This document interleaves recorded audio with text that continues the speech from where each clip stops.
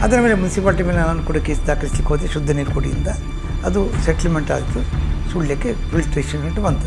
ಬ್ರಿಟಿಷರ ಆಡಳಿತ ಇದ್ದಾಗ ನಾವು ಗುಲಾಮರು. ಅವ್ರು ಹೇಳಿದ್ರೆ ನಾವು ಒಪ್ಪಬೇಕಾಗಿತ್ತು, ಕಪ್ಪ ಕೊಡಬೇಕಾಗಿತ್ತು, ಕೇಳುವಾಗಿರಲಿಲ್ಲ. ಅವರು ಮಾಡಿದ್ದೇ ಸರಿಯಾಗಿ ನಾವು ರಾಜರು. ಈ 3 ಕಡೆಯಲ್ಲಿ ಹೋಗಿ ನಾಮಿನೇಷನ್ ಹಾಕಿದೆ. ಯಾಕೆಂದರೆ ಆ 3 ಜನ ಸಂಭಾವ್ಯ ಮುಖ್ಯಮಂತ್ರಿಗಳಾಗಿದ್ದರು. ಉತ್ತಮ ಸೇವೆ ಮಾಡಿದವನಿಗೆ ಅದು ಭ್ರಷ್ಟಾಚಾರಿಗೆ ಶಿಕ್ಷೆ ಅಂತ ನಾನು ಎನಿಸಿಕೊಂಡಿದ್ದೆ. ನನಗೆ ಜಾಹೀರಾತಿ ಕೆಲವು ತೊಂದರೆ ಆಯಿತು, ಜನಗಳು ಕೆಲವು ಪ್ರಬಲಗಳು ವಿರೋಧಗಳು ಬಂತು. ಆದರೆ ಸಾಮಾನ್ಯ ಜನರ ಧ್ವನಿಯಾಗಿ ಕಷ್ಟ ನಷ್ಟಗಳಿಗೆ ಪರಿಹಾರ ಕೊಡುವಂಥ ಅಥವಾ ದಾರಿಯಾಗಿ ವೇದಿಕೆಯಾಗಿ ನಿಲ್ಲುವಂಥ ಪತ್ರಿಕೆಯಾಗಿ ಇದು ಬೆಳೀಲಿಕ್ಕೆ ತುಂಬ ಕಾರಣ ಇದೆ. ಹಾಗೆ ಈ ಫಲಕವನ್ನು ಹಿಡಿದಾಗ ಯಾವುದೇ ಇಲಾಖೆಗೆ ಹೋಗಿ ಯಾವುದೇ ಜನರು ಹಿಡಿದಾಗ ಅವನು ಇದನ್ನು ಆ್ಯಂಟಿ ಅಂತ ತಗೊಳ್ಳಿಲ್ಲ. ಯಾವುದೇ ಅಧಿಕಾರ ಲಂಚ ತಗೊಂಡ್ರೆ ನಾನು ಕ್ರಮ ತಗೊಳ್ತೇನೆ.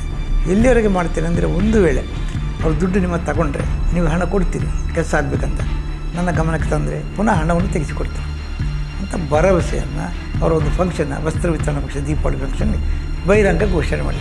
ಪುತ್ತೂರು ಶಾಸಕರಿಗೆ ಅವರೊಂದು ವ್ಯವಸ್ಥೆಗಳಿದೆ. ಅಲ್ಲೊಬ್ಬ ಅದಕ್ಕಾಗಿ ಇಲಾಖೆಯನ್ನು ನೋಡಿಕೊಳ್ಳಿಕ್ಕೆ ಒಬ್ಬ ಇದ್ದಾನೆ. ನಮ್ಮ 3-4 ಜನ ಇರ್ತಾರೆ. ಒಬ್ಬನಿಗೆ ಜವಾಬ್ದಾರಿ ಕೊಟ್ಟಿದ್ದಾರೆ. ಆಗ ಸುದ್ದಿ ಘಟನೆ ಆದ್ದು, ಘಟನೆ ನಡೀತು, ಜನಗಳಿಗೆ ಪ್ರಚಾರವಾಯಿತು.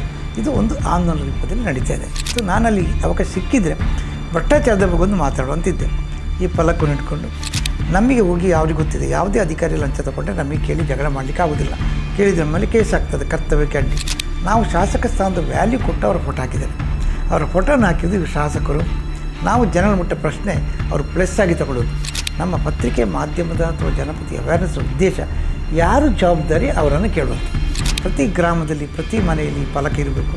ಪ್ರತಿ ಮನೆಯು ಕೇಳುವಾಗ ಆಗಬೇಕು, ಕಚೇರಿ ಇರಬೇಕು. ಅವನಿಗೆ ಫಲಕ ಅಲ್ಲ, ಅವನು ನಾನು ರಾಜರು ಅಂತೇಳೋ ಯೋಚನೆ ತಂದೆ ತಾಯಿ ಮಕ್ಕಳಿಗೆ ಎಲ್ಲರೂ ಬಂದರೆ ಆಗ ನಮಗೆ ಹೆದರಿಕೆ ಹೋಗ್ತದೆ. ಈ ಹೋರಾಟದಲ್ಲಿ ಖಂಡಿತವಾಗಿ ನಾವು ಎದ್ದು ನಿಂತರೆ ಎಲ್ಲರೂ ಬೇಡ 10% ಜನ ಇದೊಂದು ರಿಯಾಕ್ಟ್ ಆದರೂ ಕೂಡ ಸುಳ್ಯದ ಭ್ರಷ್ಟಾಚಾರ ಖಂಡಿತ ನಿಲ್ತದೆ. ಆತ್ಮೀಯ ವೀಕ್ಷಕರೇ ನಮಸ್ತೆ. ಸುದ್ದಿ ಮಾಧ್ಯಮ ಆರಂಭಗೊಂಡು 4 ದಶಕ ಕಳೆದಿದೆ.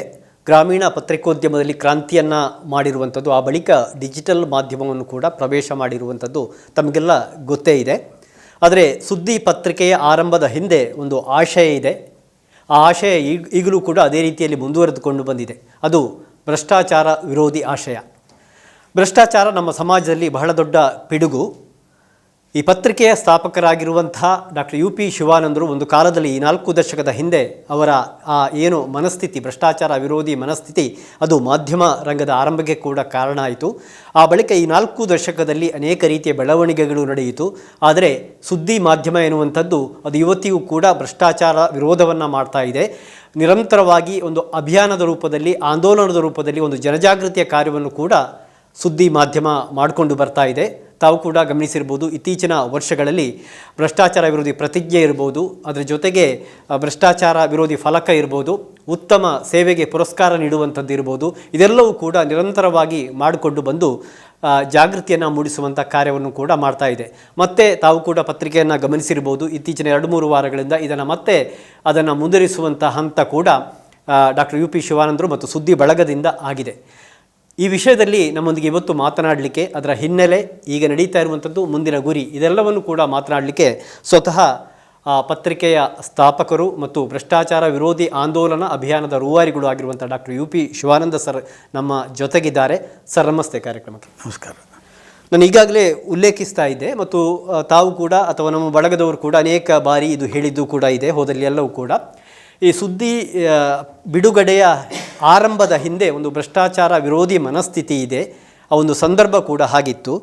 ಬಹುಶಃ ಹೊಸ ಜನರೇಷನ್ಗೆ ಈ ಮಾಹಿತಿ ಇದು ಪರಿಣಾಮಕಾರಿ ಇನ್ನೂ ಕೂಡ ಮುಟ್ಟಿರಲಿಕ್ಕಿಲ್ಲ. ಸಂಕ್ಷಿಪ್ತವಾಗಿ ಇದನ್ನು ಹೇಳುವುದಾದರೆ ಸರ್. 1980ರಲ್ಲಿ ನಾನು ಸುಳ್ಯದಲ್ಲಿ ವೈದ್ಯಕೀಯ ವೃತ್ತಿಯಲ್ಲಿ ಒಂದು ಆಸ್ಪತ್ರೆ ಮಾಡಿದ್ದೆ. ಆಗ ವೈದ್ಯಕೀಯ ವೃತ್ತಿ ಡಾಕ್ಟ್ರಾಗಿ ಜನಗಳಿಗೆ ಚಿಕಿತ್ಸೆಗೆ ಹಳ್ಳಿಗೆ ಭೇಟಿ ಕೊಡುವಂಥದ್ದು ಮಾಡ್ತಿದ್ದೆ. 82 ಘಟಕ್ಕೆ ಬಂದಾಗ ಇಲ್ಲಿ ನನಗೆ ಕುಡಿಯೋ ನೀರು ಶುದ್ಧ ಇಲ್ಲ ಅಂತ ಅನಿಸಿತ್ತು. ಹೊಳೆ ಪೈಸಿನಿಂದ ನೇರವಾಗಿ ಬರುವಂಥದ್ದು. ಹಾಗೆ ನೇರವಾಗಿ ಸಪ್ಲೈ ಆಗ್ತಿದೆ, ಅದ್ರಲ್ಲಿ ಕಾಯಿಲೆಗಳು ಬರ್ತವೆ. ಡಾಕ್ಟ್ರಾಗಿ ನೀರಿಂದ 90% ಕಾಯಿಲೆಗಳು ಅದರಿಂದೇ ಬರುವುದು, ಅಶುದ್ಧ ನೀರಿನಿಂದ. ಜಾಂಡೀಸ್, ವಾಂತಿ ಭೇದಿ, ಕೊಲೆರಾ ಎಲ್ಲವೂ ಕಾಯಿಲೆ ಬರೋದು ಅಂತೇಳೋ ಕಾರಣಕ್ಕೆ ಪ್ರಿವೆಂಟಿವ್ ಮೆಡಿಸಿನ್, ಕಾಯಿಲೆ ಬಾರದಾಗೆ ಮಾಡಲಿಕ್ಕೆ ನಾವು ಆಗ ಒಂದು ಜನಗಳಿಗೆ ಅವೇರ್ನೆಸ್ ಕೊಡೋ ಪ್ರೋಗ್ರಾಮ್ ಆಗಿ ಕುಡಿಯೋ ನೀರು ಶುದ್ಧ ಆಗಿರಬೇಕು ಅಂತೇಳಿ ಗೊತ್ತಾಗಲಿಕ್ಕೆ ಬೇಕಾಗಿ ಕಲಶ ಮಿಶ್ರಿತ ನೀರು ಆಗ್ತಂತ ಪೈಸು ನೀರಿನ ಸಪ್ಲೈ ಮುನ್ಸಿಪಾಲ್ಟಿ ಸಪ್ಲೈ ನೀರನ್ನು ಪರೀಕ್ಷೆಗೊಳಪಡಿಸಿ ಅದರಲ್ಲಿ ಕಾಯಿಲೆ ಅಂಶ ಇದೆ ಅಂತ ಹೇಳಲಿಕ್ಕೆ ಒಂದು ಪ್ರಯತ್ನವನ್ನು ಪಟ್ಟೆ. ಅದು ರಿಸಲ್ಟನ್ನು ಓದುವಾಗ ಆ ರಿಸಲ್ಟ್ ಜನಗಳಿಗೆ ಅದು ಅಫೆನ್ಸ್ ಯಾಕಂಡಿತ್ತು. ಯಾಕೆಂದರೆ ಅಲ್ಲಿ ರಿಸಲ್ಟ್ ಬರೋದು ಫೀಕಲಿ ಕಂಟ್ಯಾಮಿನೇಟೆಡ್ ಈಕೋಲೈ ಅಂತ. ಫೀಕಲಿ ಅನ್ನೋ ರಿಪೋರ್ಟನ್ನು ಅದನ್ನೇ ಕೊಡಬೇಕು. ನಾನು ಮಲಮಿಶ್ರಿತ ನೀರು ಅಂತ ತರ್ಜುಮೆ ಮಾಡಿ ಕಾಯಿಲೆ ಬರ್ತದೆ ಅಂತ ಹೇಳಿದಾಗ ಅದು ಸಾಮಾನ್ಯವಾಗಿ ಎಲ್ಲರೂ ಆ ನೀರು ಕುಡಿತಿದ್ದರು, ಅವರಿಗೆಲ್ಲರಿಗೂ ಕೂಡ ಆಗ ಶುದ್ಧ ನೀರು, ಹರಿಯುವ ನೀರು ಶುದ್ಧ ಅಂತ ಕಲ್ಪನೆ. ಅದು ಕಾಯಿಲೆ ಇಲ್ಲ, ಜನಸಂಖ್ಯೆಯು ಕಡಿಮೆ. ಆ ಮಾತು ಬಂದಾಗ ಅದು ನಾನು ಎಲ್ಲೋ ಒಂದು ತಪ್ಪು ದಾರಿ ಕೊಡ್ತೇನೆ ಅಂತ ಭಾವನೆ ಬಂತು. ಆ ಭಾವನೆ ಬಂದಾಗ ನಾನು ಅದನ್ನು ಪುನಃ ಕ್ಲಾರಿಟಿ ಮಾಡಲಿಕ್ಕೆ ಬೇಕಾಗಿ DHO ರಿಪೋರ್ಟಲ್ಲಿ ಮಲಮಿಶ್ರಿತ ಬಂದ ರಿಪೋರ್ಟನ್ನು ಮಂಡಿಸಿ ಮುನ್ಸಿಪಾಲ್ಟಿ ಮೇಲೆ ಶುದ್ಧ ನೀರಿಲ್ಲ, ಫಿಲ್ಟ್ರೇಷನ್ ಊಟ ಹಾಕಬೇಕು ಅಂತ ಒಂದು ಕೇಸನ್ನು ದಾಖಲಿಸಲಿಕ್ಕೆ ಪ್ರಯತ್ನ ಮಾಡಿದೆ. ಅದಕ್ಕೆ ಮುಂಚೆ ಅವರು ನಾನು ಜನಗಳು ಎದುರಿಸ್ತಾ ಇದ್ದೇನೆ, ನೀರಿನ ಬಗ್ಗೆ ಅಪವಾದ ಮಾಡ್ತಾ ಇದ್ದೇವೆ, ನಾನು ಡಾಕ್ಟ್ರಾಗಿ ಹಾಗೆ ಮಾಡ್ತಾ ಇದ್ದೇನೆ ಅಂತ ಹೇಳೋ ಕಾರಣಕ್ಕೆ ನನ್ನ ಮೇಲೆ ಕೇಸ್ ಮಾಡಲಿಕ್ಕೆ ಪ್ರಯತ್ನ ಮಾಡಿದರು. ಆ ಕೇಸ್ ಮಾಡೋ ದೃಷ್ಟಿಕೋನ ಇದ್ದಾಗ ಯಾರು ಕೇಸ್ ಮಾಡೋದು, ಯಾರ ಮೇಲೆ ಕೇಸ್ ಮಾಡೋದು ಅಂತೇಳೋ ಬಳಕೆದಾರ ವೇದಿಕೆಯಲ್ಲಿ ನಾನು ಈ ಪ್ರಶ್ನೆಯನ್ನು ಇಟ್ಟಾಗ ಅವರು ನಿಮ್ಮ ಮೇಲೆ ಕೇಸ್ ಮಾಡೋದಲ್ಲ, ಅವರು ನೀರು ಸರಬರಾಜು ಮಾಡೋರು, ನೀವು ಗ್ರಾಹಕ, ನೀವು ಕುಡಿಯೋ ನೀರು ಕೊಡೋರು, ಅವರು ನಿಮ್ಮ ನೀರು ಶುದ್ಧ ಇಲ್ಲದೆ ನೀವು ಅವರ ಮೇಲೆ ಕೇಸ್ ಮಾಡ್ಬೋದು ಅಂತ ಬಂದದ್ರಿಂದ ಆಗ ನನಗೊಂದು ಜ್ಞಾನೋದಯ ಆಯಿತು. ಅಂದರೆ ಡಾಕ್ಟ್ರಿಗೆ ಗೊತ್ತಿತ್ತು, ಟ್ರೀಟ್ಮೆಂಟ್ ಕೂಡ ಗೊತ್ತಿತ್ತು, ಮೆಡಿಸಿನ್ ಬಗ್ಗೆ ಹೇಳಿ ಗೊತ್ತಿತ್ತು, ಆದರೆ ಕುಡಿಯೋ ನೀರು ಯಾರು ಸಪ್ಲೈ ಮಾಡ್ತಾನೆ ಅದನ್ನು ಜವಾಬ್ದಾರಿ ಅಂತ ನನಗೆ ಗೊತ್ತಿರಲಿಲ್ಲ. ನಮ್ಮದು ಜವಾಬ್ದಾರಿ ತಿಳ್ಕೊಂಡ ಮೇಲೆ ಏನು ಮಾಡೋದು. ಆಗ ನಮ್ಮ ಸುಳ್ಯದ ಜನರಿಗೆ ಶುದ್ಧ ನೀರು ಅದು ಕಲುಷಿತ ನೀರು ಅಂತ ಗೊತ್ತಿರಲಿಲ್ಲ, ಕಾಯಿಲೆ ಬಂದರೆ ಅದರಿಂದ ಬರ್ತದೆ ಅಂತ ಗೊತ್ತಿಲ್ಲ. ಆಗ ಅವೇರ್ನೆಸ್ ಪ್ರೋಗ್ರಾಮ್ ಬಳಕೆದಾರ ವೇದಿಕೆ ಪ್ರಾರಂಭ ಆಯಿತು. ಅದರ ಮೇಲೆ ಮುನ್ಸಿಪಾಲ್ಟಿ ಮೇಲೆ ನಾನು ಕೂಡ ಕೇಸ್ ದಾಖಲಿಸಲಿಕ್ಕೆ ಹೋದೆ. ಶುದ್ಧ ನೀರು ಕೊಡಿಯಿಂದ ಅದು ಸೆಟ್ಲ್ಮೆಂಟ್ ಆಯಿತು. ಸುಳ್ಯಕ್ಕೆ ಫಿಲ್ಟ್ರೇಷನ್ ಅಂತ ಬಂತು. ಇದು ಒಂದು ನನಗೆ ವೈದ್ಯನಾಗಿ ವೃತ್ತ ಮಾಡ್ತಾ ಇರುವಾಗ ಒಂದು ಆಂದೋಲನದಾಗಿ ಶುದ್ಧ ನೀರಿನ ಆಂದೋಲನವಾಗಿ ಪರಿವರ್ತನೆ ಆಯಿತು. ಅದು ಮುಂದುವರೆದ ಭಾಗವಾಗಿ ಬಳಕೆದಾರ ವೇದಿಕೆಯಾಗಿ ಇಲ್ಲಿ ಅತೀ ದೊಡ್ಡ ಸಮಸ್ಯೆ ಭ್ರಷ್ಟಾಚಾರ ಅಂತ ನನ್ನ ಮನಸ್ಸಿಗೆ ಬಂತು. ನೀರಿನ ವಿಷಯಕ್ಕೆ ಮುಂದೆ ಹೋದಾಗ ಜನ ಮಾತಾಡಲಿಕ್ಕೆ ಶುರು ಮಾಡಿದರು, ಇಲಾಖೆಗಳಲ್ಲಿ ಭ್ರಷ್ಟಾಚಾರ. ಆಗ ಭ್ರಷ್ಟಾಚಾರ ಅತ್ಯಂತ ಜಾಸ್ತಿ ಯಾಕೆ ಆಗ್ತಿತ್ತು ಅಂತ ಹೇಳಿದರೆ ಆಗ ರಿಸೀಟ್ ಕೊಡೋ ಪದ್ಧತಿ ಇರಲಿಲ್ಲ. ನೀವೇನೋ ಅರ್ಜಿ ಕೊಟ್ಟರೆ ಅರ್ಜಿ ಅಲ್ಲಿ ಇರ್ತಿತ್ತು, ನೀವು ಕೊಟ್ಟ ಅರ್ಜಿಗೆ ದಾಖಲೆ ಇರ್ತಿರಲಿಲ್ಲ ಯಾವುದೇ ಸ್ಟೇಷನ್ ಇಲಾಖೆಗೆ. ಆಗ ನಿಮ್ಮ ಫೈಲನ್ನು ಇಲ್ಲ ಅಂತ ಮಾಡಲಿಕ್ಕೆ ಕಷ್ಟ ಆಗ್ತಿರಲಿಲ್ಲ. ಸೊ ನಿಮ್ಮ ಹತ್ರ ಕೇಳೋ ರೈಟ್ ಇರಲಿಲ್ಲ. ಅದು 82 ಕಾಲಘಟ್ಟ. ಆ ಕಾಲಘಟ್ಟದಲ್ಲಿ ಬಳಕೆದಾರ ವೇದಿಕೆ ಚಾಲನೆ ಆಗಲಿ ಪ್ರಾರಂಭ ಆಯಿತು. ಬಳಕೆದಾರ ಹಕ್ಕುಗಳು ಡೆಲ್ಲಿಯಲ್ಲಿ ಅದರ ಮೀಟಿಂಗ್ ಆಯಿತು, ಹಕ್ಕುಗಳ ಚಾಲನೆ ಆಯಿತು. ರಸೀತಿಗಳನ್ನು ಕೊಡಬೇಕು ಅಂತ ಆಂದೋಲನ ಪ್ರಾರಂಭ ಆಯಿತು. ಹಕ್ಕುಗಳ ಚಾಲನೆ ಬಂತು, ಬಳಕೆದಾರ ಹಕ್ಕುಗಳಿಗೆ ಒತ್ತು ಬರಲಿಕ್ಕೆ ಪ್ರಾರಂಭ ಆಯಿತು. ಇದು ಬೇಸಿಕ್ಕಾಗಿ ನಾವು ಆಂದೋಲನಕ್ಕೆ ಬರಲಿಕ್ಕೆ ಕಾರಣ ಆಯಿತು. ಆ ಟೈಮಲ್ಲಿ ಭ್ರಷ್ಟಾಚಾರದ ಎಲ್ಲಿ ಹೋದರೂ ಭ್ರಷ್ಟಾಚಾರದ ಮಾತುಕತೆ. ಅದಕ್ಕೆ ಸರಿಯಾದ ಆಗ ವೆಬ್ಸೈಟ್ಗಳಿರಲಿಲ್ಲ, ಆಗ ವಾಟ್ಸಪ್ಗಳಿರಲಿಲ್ಲ, ಫೋಟೋಗಳಿರಲಿಲ್ಲ, ಮೀಡಿಯಾಗಳಿಲ್ಲ. ಸೊ ಅವ್ರು ಏನು ಹೇಳಿದ್ದೆ ನಾವು ನಂಬಿ ಬರಬೇಕಾಗಿತ್ತು. ಆಗ ಈ ಕಾಲಘಟ್ಟದಲ್ಲಿ ನಾನು ಏನು ಯೋಚನೆ ಮಾಡಿದೆ, ಓಕೆ ಭ್ರಷ್ಟಾಚಾರದ ಮಾಡಬೇಕಿದ್ರೆ ಮಾನಸಿಕ ಭ್ರಷ್ಟಾಚಾರ. ಬ್ರಿಟಿಷರ ಆಡಳಿತ ಇದ್ದಾಗ ನಾವು ಗುಲಾಮರು, ಅವ್ರು ಹೇಳಿದ್ರೆ ನಾವು ಒಪ್ಪಬೇಕಾಗಿತ್ತು, ಕಪ್ಪ ಕೊಡಬೇಕಾಗಿತ್ತು, ಕೇಳುವಾಗಿರಲಿಲ್ಲ. ಅವರು ಮಾಡಿದ್ದೇ ಸರಿಯಾಗಿ ನಾವು ರಾಜರು. ಆಗ ನಮಗೆಲ್ಲ ಬ್ರಿಟಿಷರ ಕಾಲಘಟ್ಟ ಕಳೆದ ಮೇಲೆ ಪ್ರಜಾಪ್ರಭುತ್ವ ಬಂದ ಮೇಲೆ ನಮ್ಮ ಸಂವಿಧಾನ ಹೇಳ್ತದೆ ನಾವು ರಾಜರು, ನಮ್ಮಿಂದ ನಮಗೆ ಆಗಿರುವ ಆಡಳಿತ, ಜನಪ್ರತಿನಿಧಿಗಳು ನಮ್ಮ ಸೇವಕರು, ಅಧಿಕಾರಿಗಳು ನಮ್ಮ ಸೇವಕರು. ಇದು ಇದ್ದಾಗ ಈ ಭ್ರಷ್ಟಾಚಾರ ಕಾರಣ ಏನು? ಸೊ ಆ ಆಂದೋಲನ ಮುಂದಿಟ್ಟುಕೊಂಡು ನಾವು ಗ್ರಾಮ ಸ್ವರಾಜ್ಯ ಮತ್ತು ಬಳಕೆದಾರ ನಮ್ಮ ಹಕ್ಕುಗಳ ಬಗ್ಗೆ ಪ್ರತಿಪಾದನೆ ಮಾಡಲಿಕ್ಕೆ ಪ್ರಾರಂಭ ಮಾಡಿದೆ. ಅಂದರೆ ಇದು ಒಂದು ಅವೇರ್ನೆಸ್ ಪ್ರೋಗ್ರಾಮ್. ನಾವು ಜನಗಳಿಗೆ ಅದಕ್ಕೆ ತಾಲೂಕು ಆಫೀಸು ನಿಮ್ಮದಲ್ಲ, ರೆವಿನ್ಯೂದು ಅವರದಲ್ಲ, ರೆವಿನ್ಯೂ ತಹಸೀಲ್ದಾರ್ದಲ್ಲ, ರೇಂಜ್ ಆಫೀಸದ್ದು ಮರಲ್ಲ, ಯಾವುದೇ ಇಲಾಖೆ ಪೊಲೀಸ್ ಇಲಾಖೆದಲ್ಲ, ಯಾವುದೇ ಇಲಾಖೆಯನ್ನು ನೋಡಿಕೊಳ್ಳೋಕ್ಕೆ ಇರುವ ಅಧಿಕಾರಿಗಳು ಅವರು ನಮಗೆ ಆಗಿರುವ ಅಧಿಕಾರಿಗಳು ಅಂತ ಹೇಳೋದನ್ನು ಜನಗಳಿಗೆ ಮನದಟ್ಟು ಮಾಡಿದೆ. ಅದು ಪ್ರಥಮ ಆದ್ಯತೆ. ಅದು ಈ ಫಲಕದಲ್ಲಿ ಅದು ಹೇಳ್ತದೆ ಪ್ರಜಾಪ್ರಭುತ್ವ ಅಂದರೆ ಏನು, ನಾವಂದ್ರೆ ಏನು, ಹಕ್ಕುಗಳೇನು, ಅಧಿಕಾರಿಗಳಂದ್ರೆ ಏನು. ಅದರೊಟ್ಟಿಗೆ ಲಂಚ ಭ್ರಷ್ಟಾಚಾರ ಒಟ್ಟಿಗೆ ಬರ್ತಿತ್ತು. ಯಾಕೆ ನಮ್ಮದೇ ಅಂತ ಆದಾಗ, ನಾವೇ ರಾಜ್ಯರಾದಾಗ, ನಮಗೆ ಅದು ಸೇವಕರು ಅಂತಾದಾಗ ಅವರು ಏನೇ ತಗೊಳ್ಳೋದು ಸುಲಿಗೆ ಕಪ್ಪು ವಸೂಲು ಮಾಡೋದಲ್ಲ. ಅದು ಭ್ರಷ್ಟಾಚಾರದ ಆಂದೋಲನವಾಗಿ ಅವೇರ್ನೆಸ್ ಪ್ರೋಗ್ರಾಮನ್ನು ಪ್ರಾರಂಭ ಮಾಡಿದೆ. ಎಸ್, ಈ 4 ದಶಕ ಕಳೆದಿದೆ, ಮಾಧ್ಯಮ ಕೂಡ ಆರಂಭಗೊಂಡು ಜನ ಹೇಗೆ ಸ್ವೀಕಾರ ಮಾಡಿದರು ಸರ್ ಈ ಜಾಗೃತಿಯನ್ನು? ಅರೆ ಇದಕ್ಕೊಂದು ಸ್ವೀಕೃತಿ ಸಣ್ಣ ವಿಚಾರ ಇದರೊಟ್ಟಿಗೆ ನಾನು ಆ್ಯಡ್ ಮಾಡಬೇಕಾಗ್ತದೆ. ಈ ಪತ್ರಿಕೆ ಕನ್ನೋಟ ಯಾಕೆ ಆಯಿತು? ನಾನು ವೈದ್ಯನಾಗಿ ಬಳಕೆದಾರ ವೇದಿಕೆಯಿಂದ ಪತ್ರಿಕೆ ಕನ್ನೋಟ ಆಗಲಿಕ್ಕೆ ಕಾರಣ ಬೇರೆ. ನಾವು ಇದನ್ನು ಮುಂದುವರಿಸ್ತಾ ವೇದಿಕೆಯಲ್ಲಿ ಭ್ರಷ್ಟಾಚಾರದ ವಿರುದ್ಧ ಹೋರಾಟ ಮಾಡುವಾಗ, ನಾವೊಂದು ಆಂದೋಲನ ಮಾಡುವಾಗ ಅದಕ್ಕೊಂದು ಚಾಲನೆ ಕೊಡೋ ಒಂದು ದೃಷ್ಟಿಕೋನದಲ್ಲಿ ಪ್ರಯತ್ನ ಮಾಡಿದ್ದು ಅತಿ ದೊಡ್ಡ ಭ್ರಷ್ಟಾಚಾರಿ ಯಾರು ಅಂತ ಗುರುಸೋ ಒಂದು ನಿರ್ಣಯವನ್ನು ಮಾಡಿದ್ದೇವೆ. ಅದಕ್ಕೊಂದು ಪ್ರತಿಕೃತಿಯನ್ನು ಮಾಡಿ ಊರೆಲ್ಲ ತಿರುಗಾಡಿಸಿ ಇದು ಭ್ರಷ್ಟಾಚಾರದ ಪ್ರತೀಕ. ನಾವು ಓಟು ಜಾತ್ರೆ ದಿವಸ ಸುಳ್ಳೆ ಜಾತ್ರೆ ಓಟ್ ಹಾಕುವಂಥದ್ದು. ಓಟು ಅತಿ ದೊಡ್ಡ ಭ್ರಷ್ಟಾಚಾರಿ ಅಂತ ಹಾಕುವ. ಅದರ ಪ್ರತಿಕ್ರಿಯೆ ಸುಟ್ಟರೆ ಜನಗಳಿಗೊಂದು ಸಾಮಾಜಿಕವಾಗಿ ಒಂದು ಬಹಿಷ್ಕಾರದ ನೀತಿ ಬರ್ತದೆ. ಭ್ರಷ್ಟಾಚಾರಕ್ಕೆ ಬಹಿಷ್ಕಾರ ಅಲ್ಲಿಂದ ಪ್ರಾರಂಭ. ಹಾಗೆ ನಾವು ಜನವರಿ 10, 85ರಲ್ಲಿ ಒಂದು ಪ್ರತಿಕೃತಿಯನ್ನು ಮಾಡಿ ಭ್ರಷ್ಟಾಚಾರದ ಪ್ರತಿಕೃತಿ ಯಾರು ಅಂತ ಹೇಳಿ ಅತಿ ದೊಡ್ಡ ಭ್ರಷ್ಟಾಚಾರಿ ಯಾರು ಅಂತ ಕೇಳಿದ್ರು. ಅತಿ ದೊಡ್ಡ ಭ್ರಷ್ಟಾಚಾರಿ ಯಾರು ಅಂತ ಹೇಳೋದು ಜನ ಅಲ್ಲಿ ಸೇರಿದ ಜಾತ್ರೆ ಸಮಯ ಎಲ್ಲರೂ ಸೇರಿದರು. ನಮಗೆ ರಕ್ಷಣೆ ಕೊಡಲಿಕ್ಕೆ ಪೊಲೀಸ್ ಇನ್ಸ್ಪೆಕ್ಟರ್ ಕಾಂಬ್ಳೆ ಇದ್ದರು. ಇದು ಈ ಆಂದೋಲನ ಬಂದಾಗ ನಾವು ಕೇಳಿದ ಕೂಡಲೇ ಜನಗಳು ಓಟ್ ಹಾಕುವಾಗ ಅವರು ಓಟ್ ಹಾಕುವಂಥದ್ದು ಯಾರು ದೊಡ್ಡ ಭ್ರಷ್ಟಾಚಾರಿ. ಸಹಜವಾಗಿ ಅಲ್ಲಿ ಹೊತ್ತು ಸಬ್ ಇನ್ಸ್ಪೆಕ್ಟರ್ ಕಾಂಬ್ಳೆ ಮತ್ತು ಅವರ ಪ್ರತಿಕೃತಿ ಪೊಲೀಸರು ಇದ್ದರಿಂದ ಅವರಂತ ಆಯ್ಕೆ ಮಾಡಿದ್ರು ಗೊತ್ತಿಲ್ಲ ನನಗೆ. ಅವರು ಜನಗಳು ಚೀಟಿ ಕೊಟ್ಟಾಗ ಹೆಚ್ಚು ಓಟು ಕಾಂಬ್ಳೆ ಭ್ರಷ್ಟಾಚಾರಿ ಅಂತ ಬಂತು. ಸೊ ನಾವು ಮೊದಲೇ ಹೇಳಿದಾಗೆ ಘೋಷಣೆ ನಾವು ಭ್ರಷ್ಟಾಚಾರ ಘೋಷಣೆ ಮಾಡಬೇಕಾಗುತ್ತೆ. ನನಗೆ ಪ್ರೊಟೆಕ್ಷನ್ ಕೊಡಲಿಕ್ಕೆ ಬಂದರೆ ಸಬ್ ಇನ್ಸ್ಪೆಕ್ಟ್ರೆ ಅತಿ ದೊಡ್ಡ ಭ್ರಷ್ಟಾಚಾರದಿಂದ ಘೋಷಣೆ ಆಗಿ ಅದು ಒಟ್ಟು ಗೊಂದಲ ಪ್ರಾರಂಭ ಆಯಿತು. ಗೊಂದಲ ಆದರೆ ಈ ಆಂದೋಲನ ಪ್ರಾರಂಭ ಆಗಿತ್ತು. ಜನ ಪ್ರತಿಕ್ರಿಯೆ ಅದಕ್ಕೆ ಸುಟ್ಟು ಬೆಂಕಿ ಹಾಕಿ ಭ್ರಷ್ಟಾಚಾರ ನಿರ್ಮೂಲನೆ ಮಾಡಲಿ ಅಂತ ಘೋಷಣೆಗೆ ಹೋಗಿದ್ರು. ಅದು ಒಂದವಾಗಿ ಮುಗೀತು. ಆದರೆ ಅಂಥವಾಗಿ ಮುಗಿಲಿಲ್ಲ. ಪೊಲೀಸರನ್ನೇ ಎದುರು ಹಾಕಿಕೊಂಡ ಆಂದೋಲನ 85ರ ಕಾಲಘಟ್ಟ. ಅದರಲ್ಲಿ ನಮಗೇನು ತೊಂದರೆ ಆಯಿತು ಅಂದರೆ ನನ್ನ ಮೇಲೆ ಕೇಸುಗಳು ಮಾಡ್ತೀವಿ ಅಂತ ಬೆದರಿಕೆಗಳು ಬಂತು. ಕ್ಷಮೆ ಕೇಳಬೇಕಂತ ಬಂತು. ಇದೊಂದು ಇಲಾಖೆ ಇದನ್ನು ಪ್ರೆಸ್ಟೀಜಾಗಿ ತೊಗೊಳ್ಳಿಕ್ಕೆ ಪ್ರಾರಂಭ ಆಯಿತು. ಎಷ್ಟೇ ಪ್ರೆಸ್ಟೀಜಾಗಿ ತೊಗೊಂಡಾಗ ನನಗೆ ಅನಿವಾರ್ಯವಾಗಿ ಇದನ್ನು ಎದುರಿಸಿ ಹೊರಗೆ ಬರೋದು ಹೇಗೆ? ಒಂದು ನಾನು ಕ್ಷಮೆ ಕೇಳೋದಾದ್ರೆ ಎಲ್ಲಿಗೆ ಹೋಗೋದು? ಆಸ್ಪತ್ರೆ ಇದೆ ರನ್ ಮಾಡ್ತಾಯಿದ್ದೀನಿ, ಓಡುವಾಗಿಲ್ಲ. ಸೊ ಅನಿವಾರ್ಯವಾಗಿ ಇದನ್ನು ಹೊರಗೆ ಬರೋದು ಅಂತ ಪ್ರಯತ್ನದಲ್ಲಿದ್ದಾಗ ಎಲೆಕ್ಷನ್ ಡಿಕ್ಲೇರ್ ಆಯಿತು. ರಾಮಕೃಷ್ಣ ಹೆಗಡೆ 86ರಲ್ಲಿ ಬಂದವರು 85ರಲ್ಲಿ ಪುನಃ ಇಂಡಿಪೆಂಡೆಂಟ್ ಗೆಲ್ಲಲಿಕ್ಕೆ ಬೇಕಾಗಿ ಎಲೆಕ್ಷನ್ ಡಿಕ್ಲೇರ್ ಮಾಡಿದರು. ಆಗ ಅವರು ಬಸವನಗುಡಿಯಿಂದ ಕ್ಯಾಂಡಿಡೇಟ್ ಆಗಿದ್ದರು. ಹಾಗೆ ಆ 85 ಎಲೆಕ್ಷನಲ್ಲಿ ಬಂದಾಗ ರಾಮಕೃಷ್ಣ ಹೆಗಡೆ ಬಸವನಗುಡಿಯಿಂದ, ವೀರಪ್ಪ ಮೊಯ್ಲಿ ಕಾರ್ಕಳದಿಂದ, ಬಂಗಾರಪ್ಪ ಸೊರಬದಿಂದ ಕಂಟೆಸ್ಟ್.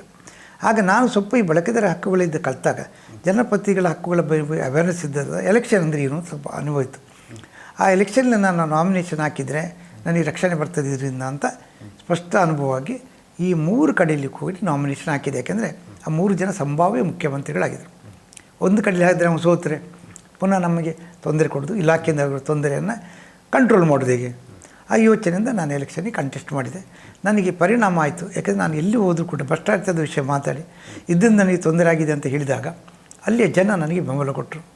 ಒಂದೇ ಮಾತು ನಾನು ಕೇಳಿದ್ದು, ಓಟು ನಿಮ್ಮ ಮುಖ್ಯಮಂತ್ರಿ ಕೊಡಿ, ಆದರೆ ಮುಂದೆ ನನಗೆ ಈಗಾಗಲೇ ಕೇಸು ಮಾಡಿದ್ದಾರೆ, ಇನ್ನು ಮುಂದೆ ನನಗೆ ತೊಂದರೆ ಆದರೆ ನನಗೆ ರಕ್ಷಣೆ ಬೇಕು, ಆಗ ನಿಮ್ಮ ಬಳಿ ನಾನು ಬರ್ತೇನೆ.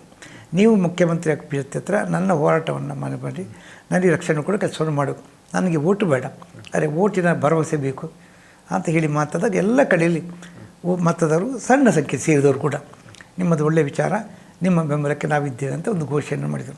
ಅದೇ ಸಂದರ್ಭದಲ್ಲಿ ವಿಧಾನಸೌಧಕ್ಕೆ ಹೋದಾಗ ಈ ವಿಷಯ ಪತ್ರಕರ್ತರಿಗೆ ಗೊತ್ತಾಯಿತು.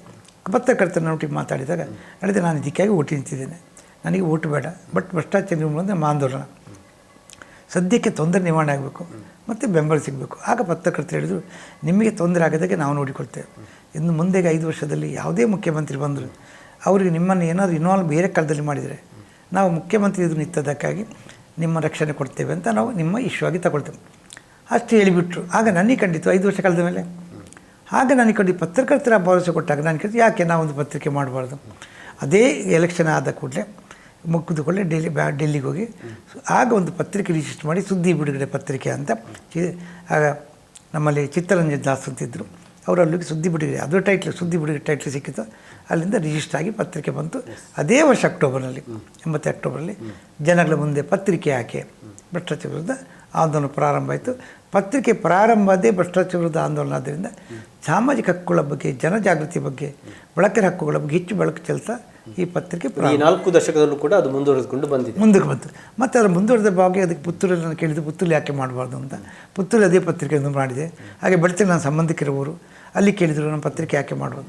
ಸೊ ಅದು ಇದೇ ಉದ್ದೇಶವನ್ನು ಇಟ್ಟುಕೊಂಡು ಬಂದು ಬರೀ ಸುಳ್ಳೆ ಮಾತ್ರ ಯಾಕೆ, ನನ್ನ ವ್ಯಾಪ್ತಿಯ ಕ್ಷೇತ್ರ ಪುತ್ತೂರು ನನ್ನ ಕ್ಷೇತ್ರ, ಬೆಳಗ್ಗೆ ನನ್ನ ಮಿಸ್ಸಸ್ಸಿನ ತಾಯಿಯ ಊರು, ಹಾಗೆ 3 ಕ್ಷೇತ್ರದಲ್ಲಿ ಪತ್ರಿಕೆಯು ಪ್ರಾರಂಭ ಆಯಿತು. ಇದೇ ಉದ್ದೇಶವನ್ನು ಇಟ್ಟುಕೊಂಡು ಜನಜಾಗೃತಿ ಆಂದೋಲನ ಮತ್ತು ಜನರು ಗುರುತಿಸುವ ಸಮುದಾಯ ಪತ್ರಿಕೆ ಒಂದು ಪತ್ರಿಕೆ ಪ್ರಾರಂಭ.